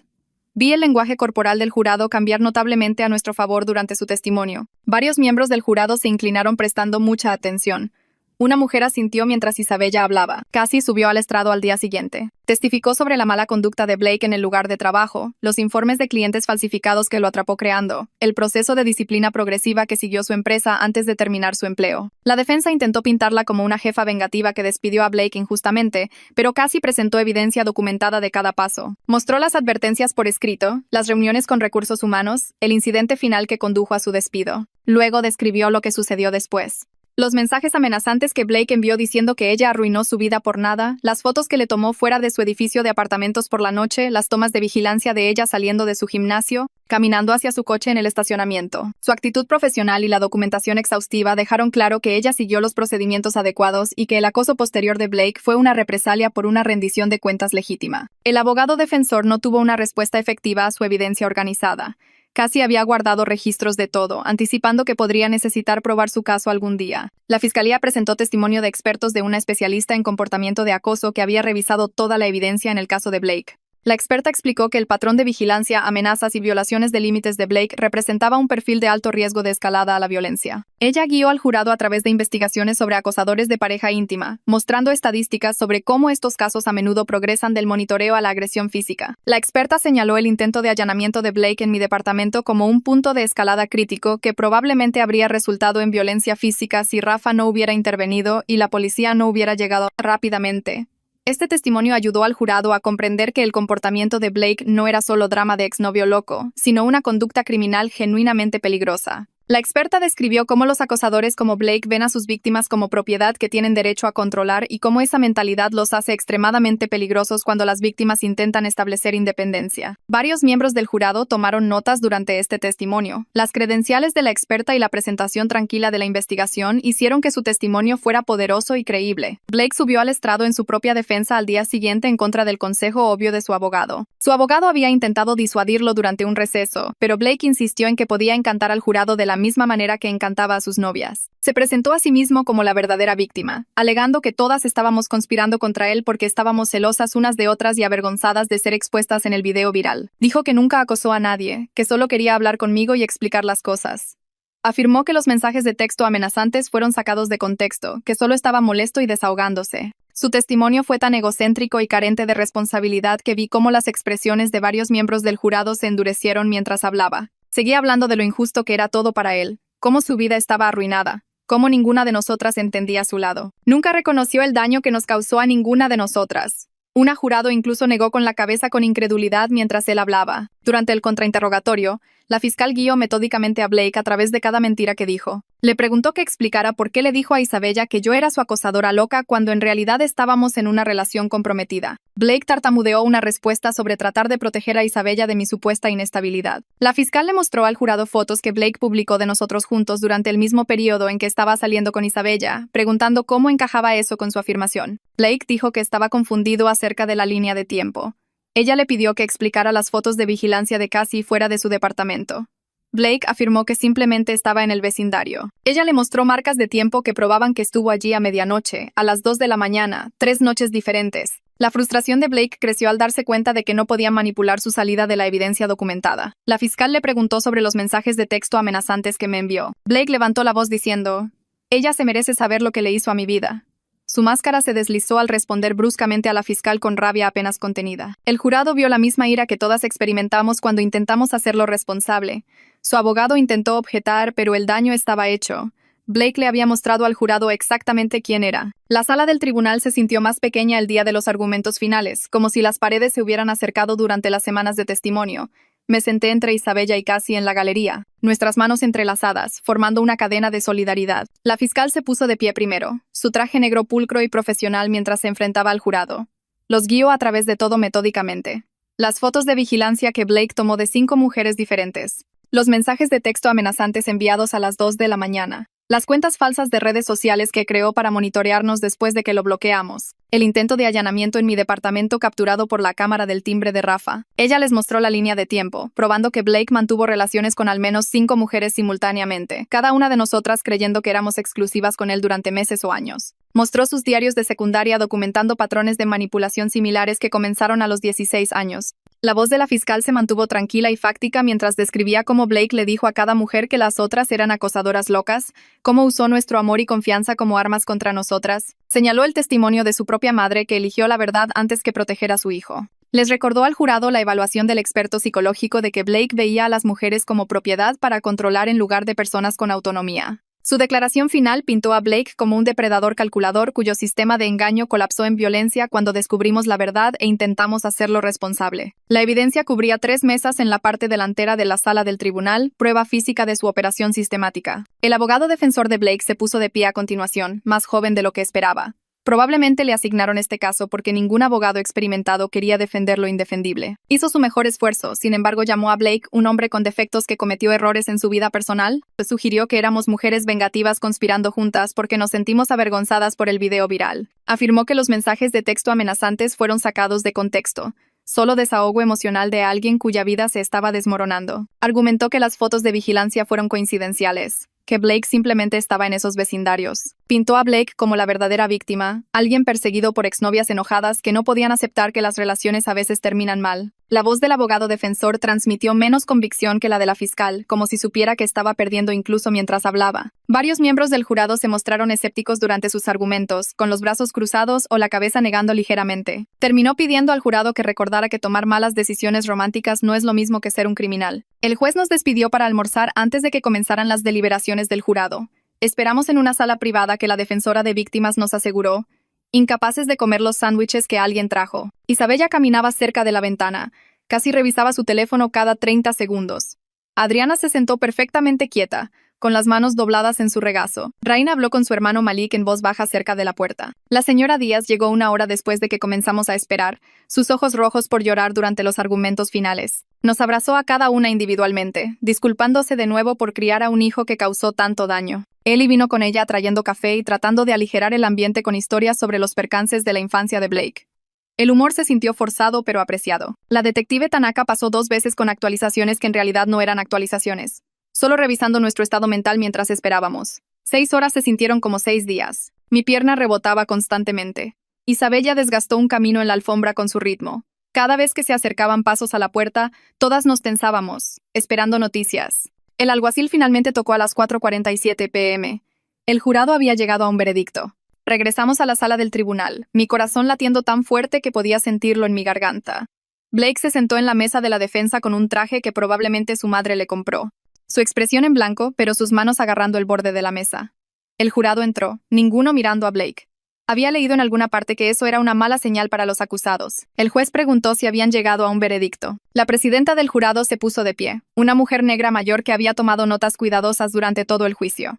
Dijo que sí. El secretario leyó los cargos uno por uno. Acoso en primer grado, culpable. Hostigamiento, culpable. Intento de robo, culpable. Violación criminal de la privacidad, culpable. Múltiples cargos de violación de órdenes de restricción, culpable en todos los cargos. El rostro de Blake se puso completamente pálido. Toda la sangre se drenó hasta que se puso gris. Sus ojos se movieron rápidamente por la sala del tribunal como si estuviera buscando a alguien que lo salvara, que le dijera que esto no estaba sucediendo realmente. Su abogado puso una mano en su hombro, pero Blake se la quitó. La señora Díaz estaba llorando en la fila detrás de mí, su mano cubriendo su boca. El juez agradeció al jurado y programó la sentencia para dentro de 2 semanas a partir de hoy. Blake tuvo que ser guiado físicamente fuera de la sala del tribunal por el alguacil. Sus piernas aparentemente ya no funcionaban correctamente. Nos quedamos congeladas en nuestros asientos hasta que se fue. Fuera de la sala del tribunal, nos quedamos paradas en grupo cerca de los ascensores, sin creer del todo que había terminado. La fiscal nos encontró allí y nos dio la mano a cada una, diciéndonos que nuestro testimonio marcó la diferencia. La señora Díaz se acercó a ella por separado, agradeciéndole por el veredicto a pesar de que significaba que su hijo iría a prisión. Le dijo a la fiscal que estaba agradecida, que tal vez ahora Blake se vería obligado a obtener la ayuda que necesitaba desesperadamente. La detective Tanaka se unió a nosotras. Su expresión seria habitual se suavizó ligeramente. Dijo que este fue uno de los resultados más sólidos que había visto en un caso de acoso, que los veredictos de culpabilidad en todos los cargos significarían consecuencias reales. Intercambiamos números y direcciones de correo electrónico. Este grupo de mujeres que fueron unidas por la manipulación de Blake, pero se mantuvieron conectadas a través del apoyo mutuo. Isabella me abrazó tan fuerte que no pude respirar. Casi se secó las lágrimas de la cara con el dorso de la mano. Adriana y Raina se abrazaron. Incluso la defensora de víctimas se veía emocionada. El alivio se sintió físico, como si algo pesado se hubiera quitado de mi pecho. Sabíamos que 4 años en prisión no era suficiente tiempo para el daño que Blake causó, pero era algo. Era rendición de cuentas. Era la prueba de que fuimos escuchadas y creídas. 2 semanas después me paré frente al juez en la audiencia de sentencia de Blake. Mi declaración preparada temblaba en mis manos. La sala del tribunal se sintió diferente ahora. El veredicto ya decidido. Este es solo el paso final. Hablé sobre cómo la traición de Blake destrozó mi capacidad de confiar, cómo su acoso me hizo tener miedo en mi propia casa, cómo todavía revisaba las cerraduras de las puertas 3 veces antes de acostarme y saltaba ante ruidos inesperados. Describí el costo financiero de mudarme de apartamento e instalar sistemas de seguridad, el costo emocional de la terapia y las noches sin dormir, el impacto profesional de faltar al trabajo para las fechas de la corte y estar demasiado ansiosa para concentrarme. Mi voz se mantuvo mayormente firme a pesar de que mis manos temblaban. Isabella fue la siguiente, describiendo cómo la manipulación de Blake la hizo dudar de su propio juicio e instintos. Cómo saber que era una de muchas mujeres que engañó la hizo sentir como un objeto en lugar de una persona. Casi habló sobre las consecuencias profesionales del acoso de Blake, cómo tuvo que involucrar a la seguridad del edificio y a recursos humanos en el trabajo, cómo todavía se sentía insegura en los estacionamientos. Adriana describió 8 meses de creer las mentiras de Blake sobre que sus otras novias estaban locas, la vergüenza de darse cuenta de que había sido manipulada tan completamente. Raina voló de nuevo para describir la campaña de acoso de Blake hace 2 años que la obligó a cambiar de trabajo y de ciudad. 5 mujeres, 5 historias diferentes, todas describiendo el patrón de engaño y control del mismo hombre. El peso de nuestro testimonio combinado llenó la sala del tribunal. El juez escuchó cada palabra, tomando notas y haciendo preguntas aclaratorias. El abogado de Blake hizo una breve declaración sobre la difícil infancia y los problemas de salud mental de su cliente, pidiendo clemencia y tratamiento en lugar de encarcelamiento. A Blake mismo se le dio la oportunidad de hablar, pero se negó. Su abogado probablemente le aconsejó que cualquier cosa que dijera solo empeoraría las cosas. El juez hizo una larga pausa antes de dictar sentencia, mirando directamente a Blake todo el tiempo. 4 años en prisión estatal seguidos de 10 años de libertad condicional supervisada. Tratamiento psicológico obligatorio tanto durante como después del encarcelamiento. Órdenes de restricción permanentes protegiendo a las 5 víctimas sin fecha de vencimiento. La declaración del juez enfatizó que el engaño sistemático de Blake a múltiples mujeres combinado con su acoso e intento de allanamiento representaba una seria amenaza para la seguridad pública que requería un encarcelamiento significativo. Señaló su completa falta de remordimiento durante todo el juicio y sus continuos intentos de manipular incluso desde la mesa de la defensa. Dijo que la corte tenía la responsabilidad de proteger a posibles futuras víctimas del patrón de comportamiento establecido de Blake. El rostro de Blake mostró puro shock mientras se leía la sentencia, como si realmente creyera que su encanto lo salvaría incluso después de los veredictos de culpabilidad. Su boca se abrió y se cerró, pero no salió ningún sonido. El alguacil se acercó para llevarlo bajo custodia. La señora Díaz estaba llorando de nuevo, pero asintió cuando el juez terminó, aceptando que esto era necesario. Nos reunimos afuera del juzgado después, el sol de la tarde demasiado brillante después de horas en la tenue sala del tribunal. El alivio fue abrumador, mezclado con agotamiento y miedo residual de que 4 años no serían suficientes. La detective Tanaka nos encontró en las escaleras del juzgado y nos recordó que las órdenes de restricción permanentes y la libertad condicional extendida significaban que Blake enfrentaría consecuencias inmediatas si intentaba contactar en cualquiera de nosotras después de su liberación. Nos dio su tarjeta de nuevo, nos dijo que la llamáramos si alguna vez nos sentíamos inseguras o si Blake violaba las condiciones de su libertad condicional. Nos quedamos paradas allí durante casi 1 hora, sin querer separarnos. Este grupo de mujeres que habían sido unidas por la manipulación de Blake, pero se mantuvieron conectadas a través del apoyo mutuo. Isabella me abrazó tan fuerte que no pude respirar. Casi se secó las lágrimas de la cara con el dorso de la mano. Adriana y Raina se abrazaron. Incluso la defensora de víctimas se veía emocionada. La sensación de alivio se sintió como si algo pesado se hubiera levantado de mi pecho. Sabíamos que 4 años en prisión no era suficiente tiempo para el daño que Blake causó, pero era algo. Era rendición de cuentas. Era la prueba de que fuimos escuchadas y creídas. 2 semanas después, asistí a la cena que Isabella sugirió para celebrar. No teníamos ganas de un lugar elegante. Nos conformamos con café en una tienda cerca del juzgado, sentadas alrededor de una mesa grande y hablando de todo menos de Blake. Cassie contó historias divertidas sobre su nuevo trabajo. Adriana nos mostró fotos de sus recientes vacaciones. Raina habló sobre su programa de posgrado. Intercambiamos información de contacto de nuevo, haciendo planes para mantenernos conectadas más allá del juicio. El barista seguía rellenando nuestras tazas gratis después de escuchar partes de nuestra conversación. Cuando finalmente nos fuimos, despidiéndonos con abrazos en la acera, sentí algo que no había sentido en meses: seguridad. Comencé a buscar apartamento al día siguiente, queriendo un nuevo comienzo en un espacio que Blake nunca había visto ni conocido. Rafa y su esposa me ayudaron a mirar listados, viniendo conmigo a las visitas en diferentes vecindarios de la ciudad. Elegí un lugar a 20 minutos de mi antiguo apartamento, una unidad en el segundo piso con mejor seguridad y sin ventanas a nivel del suelo. El edificio tenía una entrada cerrada, cámaras en los pasillos y un portero durante las horas de la noche. Llegó el día de la mudanza 2 semanas después. Rafa apareció con su camioneta a las 8 de la mañana. La comunidad de la clase de spinning llegó durante todo el día con cajas, cinta de embalaje y refrigerios. La instructora trajo a su novia y una carretilla para muebles pesados. La señora Díaz y Eli vinieron con productos de limpieza y ayudaron a fregar mi antiguo apartamento antes de que entregara las llaves. Isabella coordinó todo como una general, dirigiendo el tráfico y manteniendo a todos alimentados. Al caer la noche, mi nuevo apartamento estaba listo. Cajas desempacadas, muebles arreglados. Rafa instaló cerraduras adicionales en la puerta principal y las ventanas. Pedí pizza para todos y nos sentamos en el suelo de mi nueva sala comiendo y riendo. El apartamento se sintió seguro de una manera que mi antiguo lugar nunca tuvo después del intento de allanamiento de Blake. Esa noche, sola en mi nueva recámara con características de seguridad mejoradas y el conocimiento de que Blake estaba en prisión, dormí toda la noche por primera vez en meses. 3 meses después de la sentencia de Blake, fui a mi primera cita desde la ruptura. Mi amiga Sara la organizó con su compañero de trabajo, alguien que conocía toda mi historia y aparentemente era paciente y comprensivo. Nos reunimos para tomar un café en un lugar cerca de mi nuevo apartamento. Un lugar público y seguro. Estaba nerviosa, mis manos temblaban ligeramente mientras revolvía el azúcar en mi latte. Él fue amable. Hizo preguntas sobre mis intereses y pasatiempos. No presionó cuando mencioné que me estaba tomando las cosas con calma. Me encontré demasiado alerta a cualquier señal de manipulación o deshonestidad, analizando sus palabras en busca de significados ocultos y señales de advertencia. Mi terapeuta me había advertido que esto sucedería, que el trauma cambia cómo percibimos las posibles amenazas.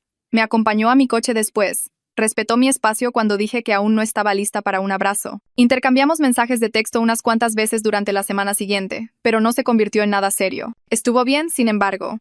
El punto no era encontrar una relación, era demostrarme a mí misma que podía estar abierta a la conexión de nuevo, que Blake no había destruido permanentemente mi capacidad de confiar. El progreso se veía como aparecer para tomar un café y ser honesta acerca de mis límites.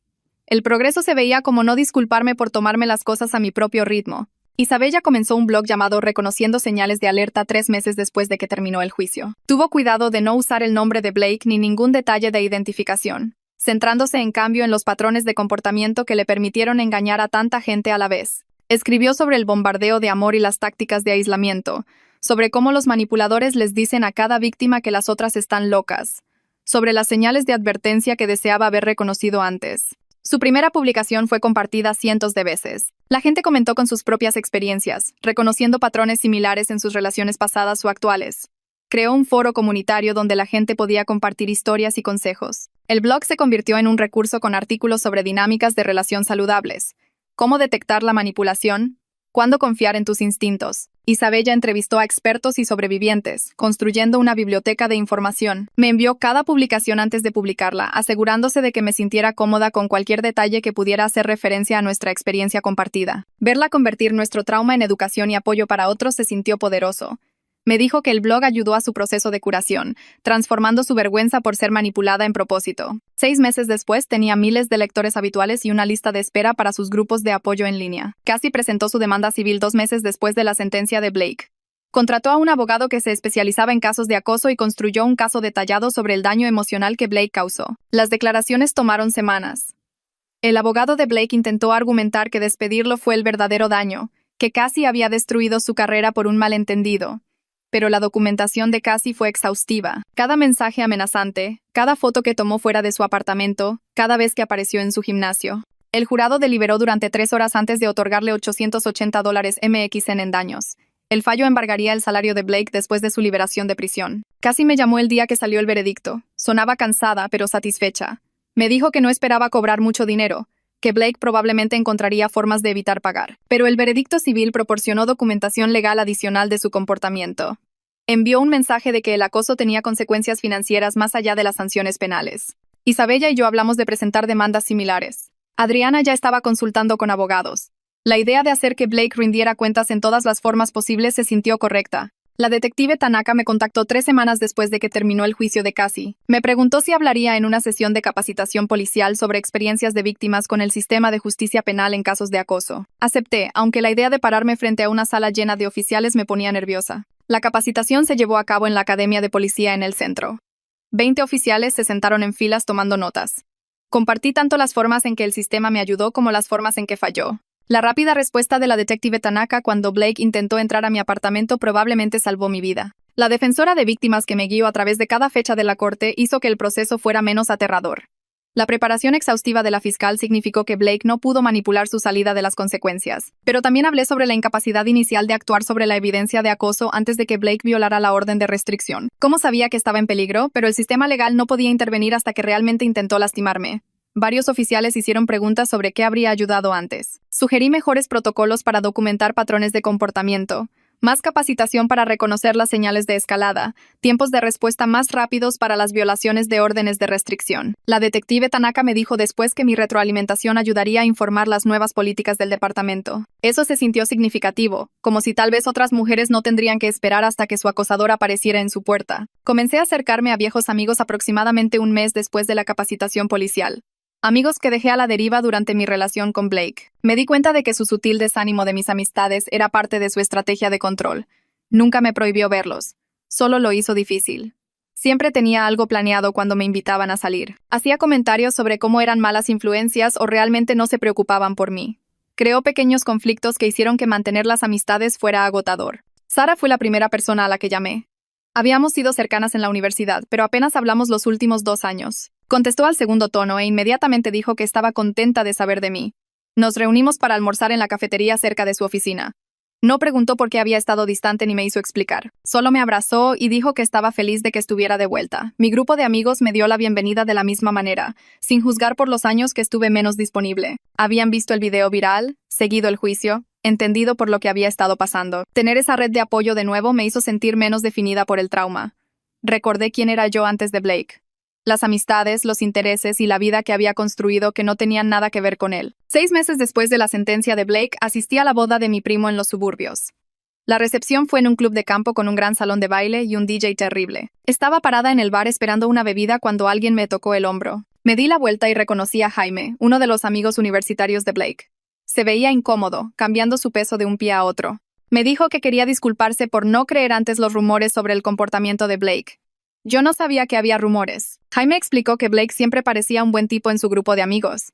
Encantador, servicial, la persona que a todos les caía bien. Cuando el video viral apareció por primera vez, Jaime pensó que era exagerado o sacado de contexto. Pero luego más mujeres se presentaron. Luego el juicio.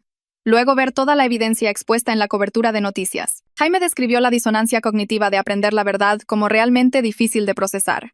Cómo seguía tratando de reconciliar al Blake que conocía con el Blake que acosaba a múltiples mujeres. Su disculpa me ayudó a comprender que la manipulación de Blake se extendió más allá de sus relaciones románticas. Había construido todo un personaje con sus amigos, sus compañeros de trabajo, su familia. Todos vieron la versión de Blake que él quería que vieran. La máscara solo se deslizó cuando alguien intentó hacerlo responsable. Isabella y yo hicimos un viaje de fin de semana juntas 2 semanas después de la boda. Nuestras primeras vacaciones reales desde que sucedió todo. Condujimos hasta un parque estatal 3 horas al norte. Alquilamos una cabaña y pasamos 2 días caminando por senderos y sentadas junto al lago. La primera noche nos quedamos despiertas hasta tarde hablando de cuánto habían cambiado nuestras vidas. Nos reímos de lo absurdo de conocernos durante una clase de spinning mientras su novio hacía una videollamada con mi novio. Cómo ese horrible momento llevó a una amistad genuina. Isabella me dijo que estaba agradecida por la verdad a pesar de que saberlo fue devastador.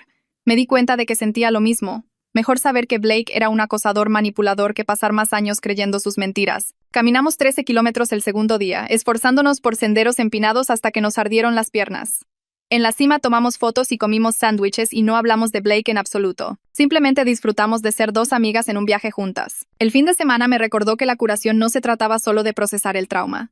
También se trataba de construir nuevas experiencias y recuerdos que no tenían nada que ver con lo que Blake hizo. Mi jefa me llamó a su oficina un martes por la mañana, aproximadamente 3 semanas después del viaje de senderismo. Pensé que estaba en problemas por tomarme tanto tiempo libre durante el juicio. En cambio, me dijo que iba a recibir un ascenso. El equipo de liderazgo había quedado impresionado por mi resiliencia y profesionalismo durante todo lo de Blake. Había mantenido mi rendimiento laboral, cumplido con todos mis plazos. Nunca dejé que la crisis personal afectara mis responsabilidades laborales. El ascenso vino con un aumento salarial significativo y nuevas responsabilidades de administrar un pequeño equipo. El reconocimiento se sintió validante. Blake había intentado destruir mi vida, pero yo seguí presentándome y haciendo un buen trabajo de todos modos. El dinero extra me ayudó a reconstruir mi estabilidad financiera. Después del costo de mudarme a un nuevo apartamento y mejorar todos mis sistemas de seguridad, el éxito profesional me recordó que las acciones de Blake no definieron toda mi vida o capacidades. Todavía era buena en mi trabajo, todavía valorada por mi empleador, todavía construyendo una carrera que no tenía nada que ver con él. La señora Díaz y yo comenzamos a reunirnos para tomar un café cada pocos meses. La primera vez se sintió incómoda. Ella era la madre de Blake.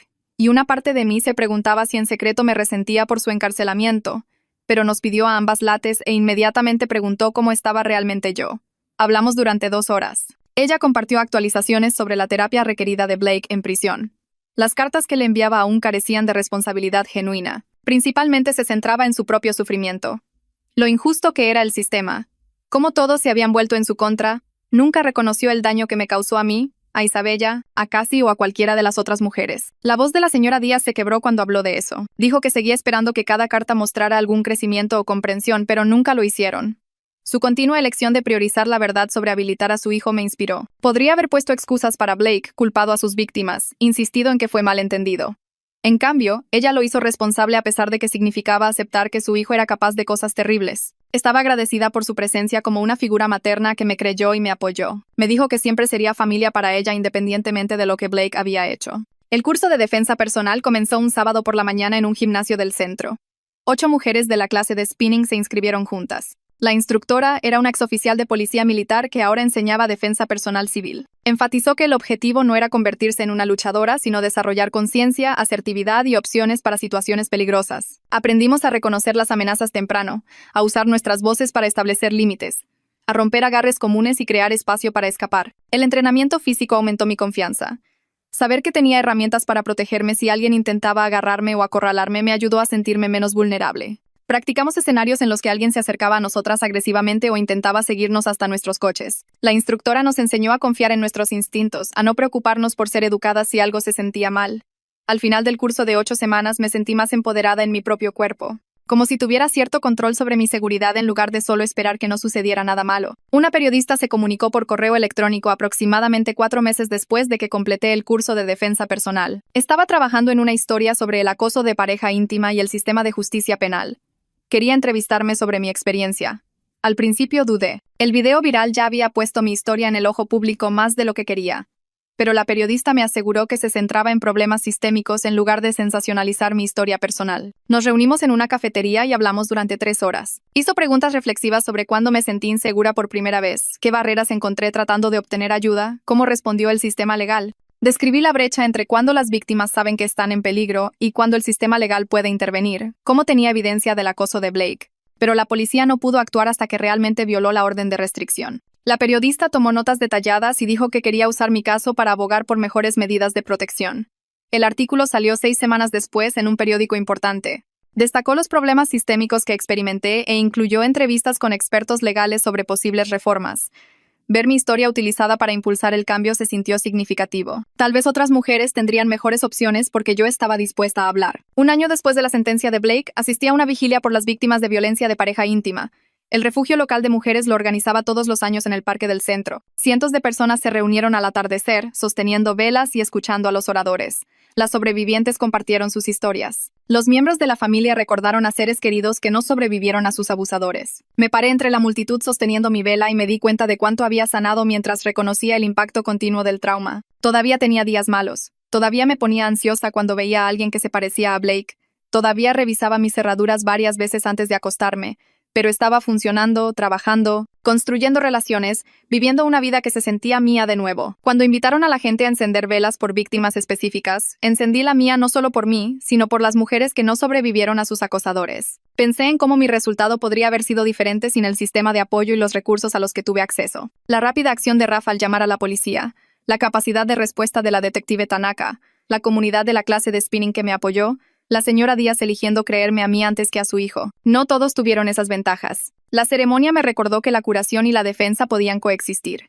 Podía trabajar en mi propia recuperación mientras también luchaba por mejores sistemas para proteger a otras mujeres. Me inscribí en la capacitación de voluntarios en el Centro de Defensa de Víctimas 3 meses después de que terminó el juicio. La organización ayudó a las víctimas de acoso a comprender las órdenes de restricción, los procesos judiciales y la planificación de la seguridad. Mi primera sesión consistió en sentarme en un círculo con otros 7 voluntarios, todos nosotros sobrevivientes en diferentes etapas de recuperación. El facilitador nos pidió que compartiéramos por qué queríamos ayudar a otros. Cuando llegó mi turno, expliqué cómo la rápida respuesta de la detective Tanaka y la guía de la defensora de víctimas probablemente me salvaron la vida. Usar esa experiencia para ayudar a mujeres que actualmente estaban aterrorizadas se sintió como convertir algo horrible en algo útil. Una mujer frente a mí asintió y dijo que había estado como voluntaria durante 5 años después de que su exmarido la acosara durante 18 meses.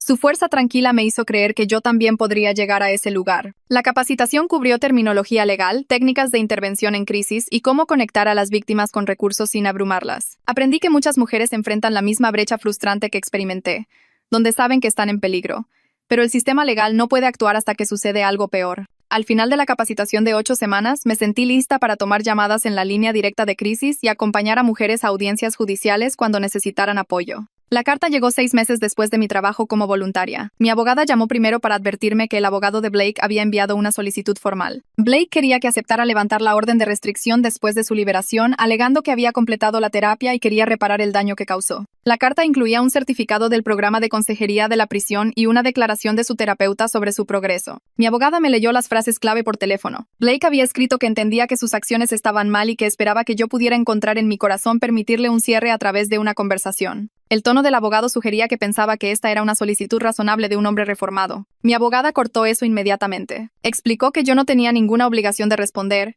que reparar no requería contacto con las víctimas y que muchos abusadores usaban lenguaje de terapia para manipular su camino de regreso a la vida de las víctimas. Preguntó si quería enviar una negativa formal o simplemente ignorarlo. Elegí el silencio. Responder de cualquier manera le daría a Blake lo que quería, que era mi atención y participación.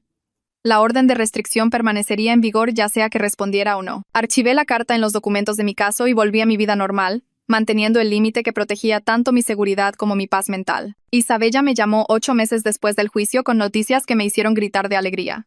Se iba a casar. Había conocido a alguien a través de la fiesta de cumpleaños de un amigo, alguien que conocía su historia completa sobre Blake desde el principio y nunca la hizo sentir dañada o sospechosa por ello. Salieron con cuidado, construyendo confianza a través de la honestidad constante y el respeto por su ritmo. Cuando me dijo que le había propuesto matrimonio durante un viaje de senderismo de fin de semana, pude escuchar la felicidad en su voz que había faltado durante todos esos meses con Blake. Me pidió que fuera parte de su cortejo nupcial, parada a su lado mientras se casaba con alguien que realmente la merecía. Dije que sí inmediatamente, ya con los ojos llorosos. Su compromiso me recordó que la traición de Blake no tenía que definir nuestra capacidad para futuras relaciones.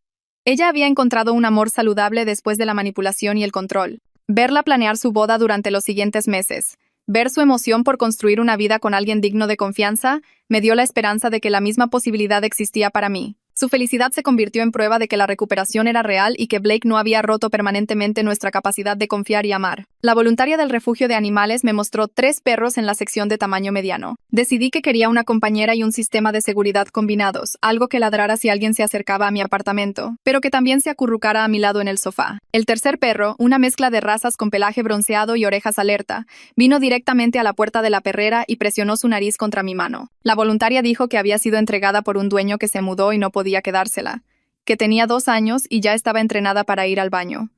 La llevé a la sala de encuentro y me senté en el suelo. Inmediatamente se subió a mi regazo, demasiado grande para un comportamiento de perro faldero, pero claramente inconsciente de ese hecho. La adopté esa tarde y la llamé Scout. Entrenarla y establecer nuestras rutinas juntas le dio a mi día estructura y propósito. Paseos matutinos, sesiones de entrenamiento vespertinas, viajes de fin de semana al parque para perros. Su presencia en mi apartamento me hizo sentir más segura de maneras que no esperaba. Ladraba ante cada paso en el pasillo, alertándome del movimiento fuera de mi puerta, pero también me obligó a mantener horarios regulares, a salir de mi apartamento incluso en días en que la ansiedad me hacía querer esconderme. Mi terapeuta notó durante nuestra siguiente sesión que cuidar de otro ser me estaba ayudando a reconstruir mi sentido de estabilidad y confianza. Scout dependía de mí, lo que significaba que tenía que aparecer y funcionar incluso cuando el trauma hacía que todo se sintiera difícil. 2 años después de la sentencia de Blake, fui a mi primera cita real en meses con alguien que tenía un potencial real. Nos habíamos conocido a través de amigos mutuos que conocían mi historia y habían respondido por él antes de presentarnos. Trabajaba en educación, nunca se había casado y abordaba las relaciones con el tipo de intención reflexiva que había aprendido a valorar. Nuestro primer café duró 3 horas. Preguntó sobre mi vida, escuchó mis respuestas y compartió sus propias experiencias sin dominar la conversación. Cuando mencioné que había pasado por algo difícil hace unos años, no presionó para obtener detalles. Fuimos a una segunda cita. Luego a una tercera. Conoció a Scout y pasó 20 minutos jugando a buscar con ella en el parque. Para nuestra quinta cita, le conté la historia completa sobre Blake. Escuchó sin interrumpir. Luego dijo que agradecía que confiara en él con algo tan personal. Construimos nuestra relación gradualmente a través de la honestidad constante y el respeto por los límites. Nunca me presionó para avanzar más rápido de lo que me sentía cómoda. Nunca me hizo sentir que mi cautela era un problema. Aprender cómo era una relación sin manipulación o control se sintió como descubrir un tipo de relación completamente diferente. Mi capacidad para ser vulnerable de nuevo mientras mantenía límites saludables se sintió como un hito importante en mi curación. Estaba aprendiendo que no todos los hombres operaban como Blake, que las relaciones saludables implicaban respeto mutuo y cuidado genuino en lugar de control y engaño. La llamada de la detective Tanaka llegó 2 años después de la sentencia de Blake. Me preguntó si tenía tiempo para hablar sobre algo importante. Blake era elegible para libertad condicional después de cumplir la mitad de su sentencia, lo cual era estándar para delitos no violentos con buen comportamiento. La Junta de Libertad Condicional celebraría una audiencia en 6 semanas y ella quería saber si quería presentar una declaración de impacto de la víctima. Dije que sí inmediatamente. Durante la semana siguiente, escribí una carta detallada describiendo el impacto continuo del acoso de Blake. Expliqué la hipervigilancia que todavía me hacía revisar mis cerraduras varias veces antes de acostarme, la ansiedad que surgía cada vez que veía a alguien que se parecía a él, las formas en que su manipulación había afectado mi capacidad de confiar en la gente. Enfatizé mis preocupaciones sobre su liberación, señalando que 4 años no eran tiempo suficiente para un cambio genuino en alguien que pasó años perfeccionando un sistema para engañar y controlar a múltiples mujeres. Señalé que su carta solicitando contacto mostraba que todavía no entendía que las víctimas no le deben a los abusadores un cierre o perdón. Envié la declaración a la Junta de Libertad Condicional y esperé. 5 semanas después, la detective Tanaka llamó con la decisión. La Junta de Libertad Condicional había negado la liberación anticipada de Blake, requiriéndole que cumpliera su sentencia completa de 4 años. Habían citado mi declaración junto con declaraciones de otras 3 víctimas y preocupaciones sobre sus continuos intentos de contactarnos a través de su abogado. Sentí que el alivio me inundaba, comprándome 2 años más de seguridad garantizada antes de tener que lidiar con su liberación. La invitación de la universidad llegó a mi correo electrónico 3 meses después de la negación de la libertad condicional. Una profesora del Departamento de Sociología estaba organizando un panel de discusión sobre la violencia de pareja íntima y preguntó si estaría dispuesta a hablar sobre el reconocimiento de la manipulación en las relaciones. Pararme frente al aula 6 semanas después, mirando a estudiantes que tenían la misma edad que yo cuando conocí a Blake, se sintió surrealista. Compartí la historia del descubrimiento de la clase de spinning, el video viral y todo lo que siguió. Pero centré la mayor parte de mi charla en las señales de alerta que me perdí durante nuestros 4 años juntos. La forma en que Blake había desalentado sutilmente mis amistades, siempre teniendo razones por las que no podía conocer a mis amigos o por las que mis amigos eran de alguna manera problemáticos. La forma en que me había hecho sentir especial y elegida mientras simultáneamente me hacía sentir que necesitaba ganarme su atención. La forma en que había respondido a cualquier límite que intentaba establecer haciéndome sentir irrazonable o exigente. Hablé sobre los sistemas de apoyo que me salvaron, las mujeres de la clase de spinning que me apoyaron, la propia familia de Blake eligiendo la verdad sobre la lealtad, la defensora de víctimas que me ayudó a navegar por el sistema legal. Después de mi charla, 7 estudiantes se acercaron a mí con preocupaciones sobre sus propias relaciones. Conecté a cada uno de ellos con recursos del campus, el centro de consejería y la oficina de defensa estudiantil. Saber que mi historia podría ayudar a alguien a reconocer el peligro antes hizo que la vulnerabilidad de hablar en público valiera la pena. La carta de notificación llegó 3 años y medio después de la sentencia de Blake. Sería liberado de prisión en 6 meses y comenzaría su periodo de libertad condicional supervisada. La defensora de víctimas llamó el mismo día para ayudarme a revisar mi plan de seguridad. Revisamos todo de nuevo. La orden de restricción permanente que permanecía en vigor, el monitoreo GPS que usaría durante la libertad condicional, las órdenes estrictas de no contacto que significaban que cualquier intento de comunicarse conmigo lo enviaría de vuelta a prisión. Ella confirmó que mi dirección estaba protegida en todos los registros judiciales y que el oficial de libertad condicional de Blake había sido informado de su historial de caso completo. Aunque la noticia desencadenó algo de ansiedad, los latidos rápidos del corazón y las palmas sudorosas que solían acompañar cualquier pensamiento de Blake, yo estaba en un lugar mucho más fuerte de lo que había estado durante el juicio. Había establecido sistemas de apoyo, estrategias de afrontamiento que realmente funcionaban y una vida que se sentía sólida y mía. Scout sintió mi estrés y se presionó contra mi pierna hasta que me senté a acariciarla. Mi pareja llegó a casa del trabajo esa noche y hablamos sobre mis miedos.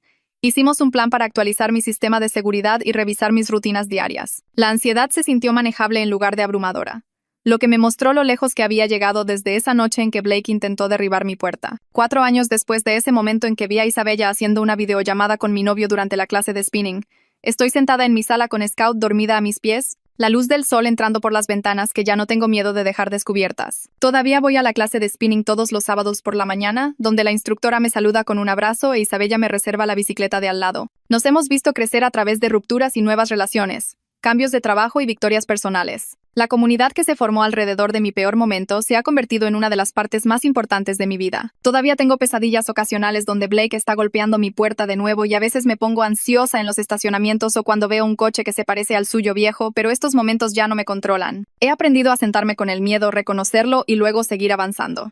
Mi pareja conoce mis desencadenantes y los respeta sin hacerme sentir rota. Tengo un trabajo que amo, amigos que aparecen cuando los necesito y una sensación de seguridad que tuve que luchar mucho para reconstruir. La señora Díaz todavía comenta en mis publicaciones de redes sociales, todavía me dice que debía haber sido su nuera, todavía elige la verdad antes que habilitar a su hijo. Isabella y yo nos enviamos mensajes de texto casi todos los días. Nuestra amistad forjada en el trauma, pero sostenida por el amor genuino y el respeto. No soy la misma persona que era antes de descubrir la traición de Blake.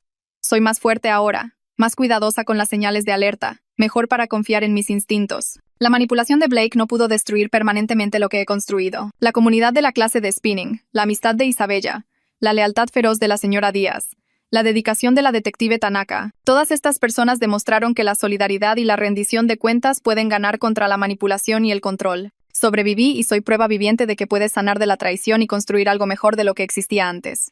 Así fue como me fue.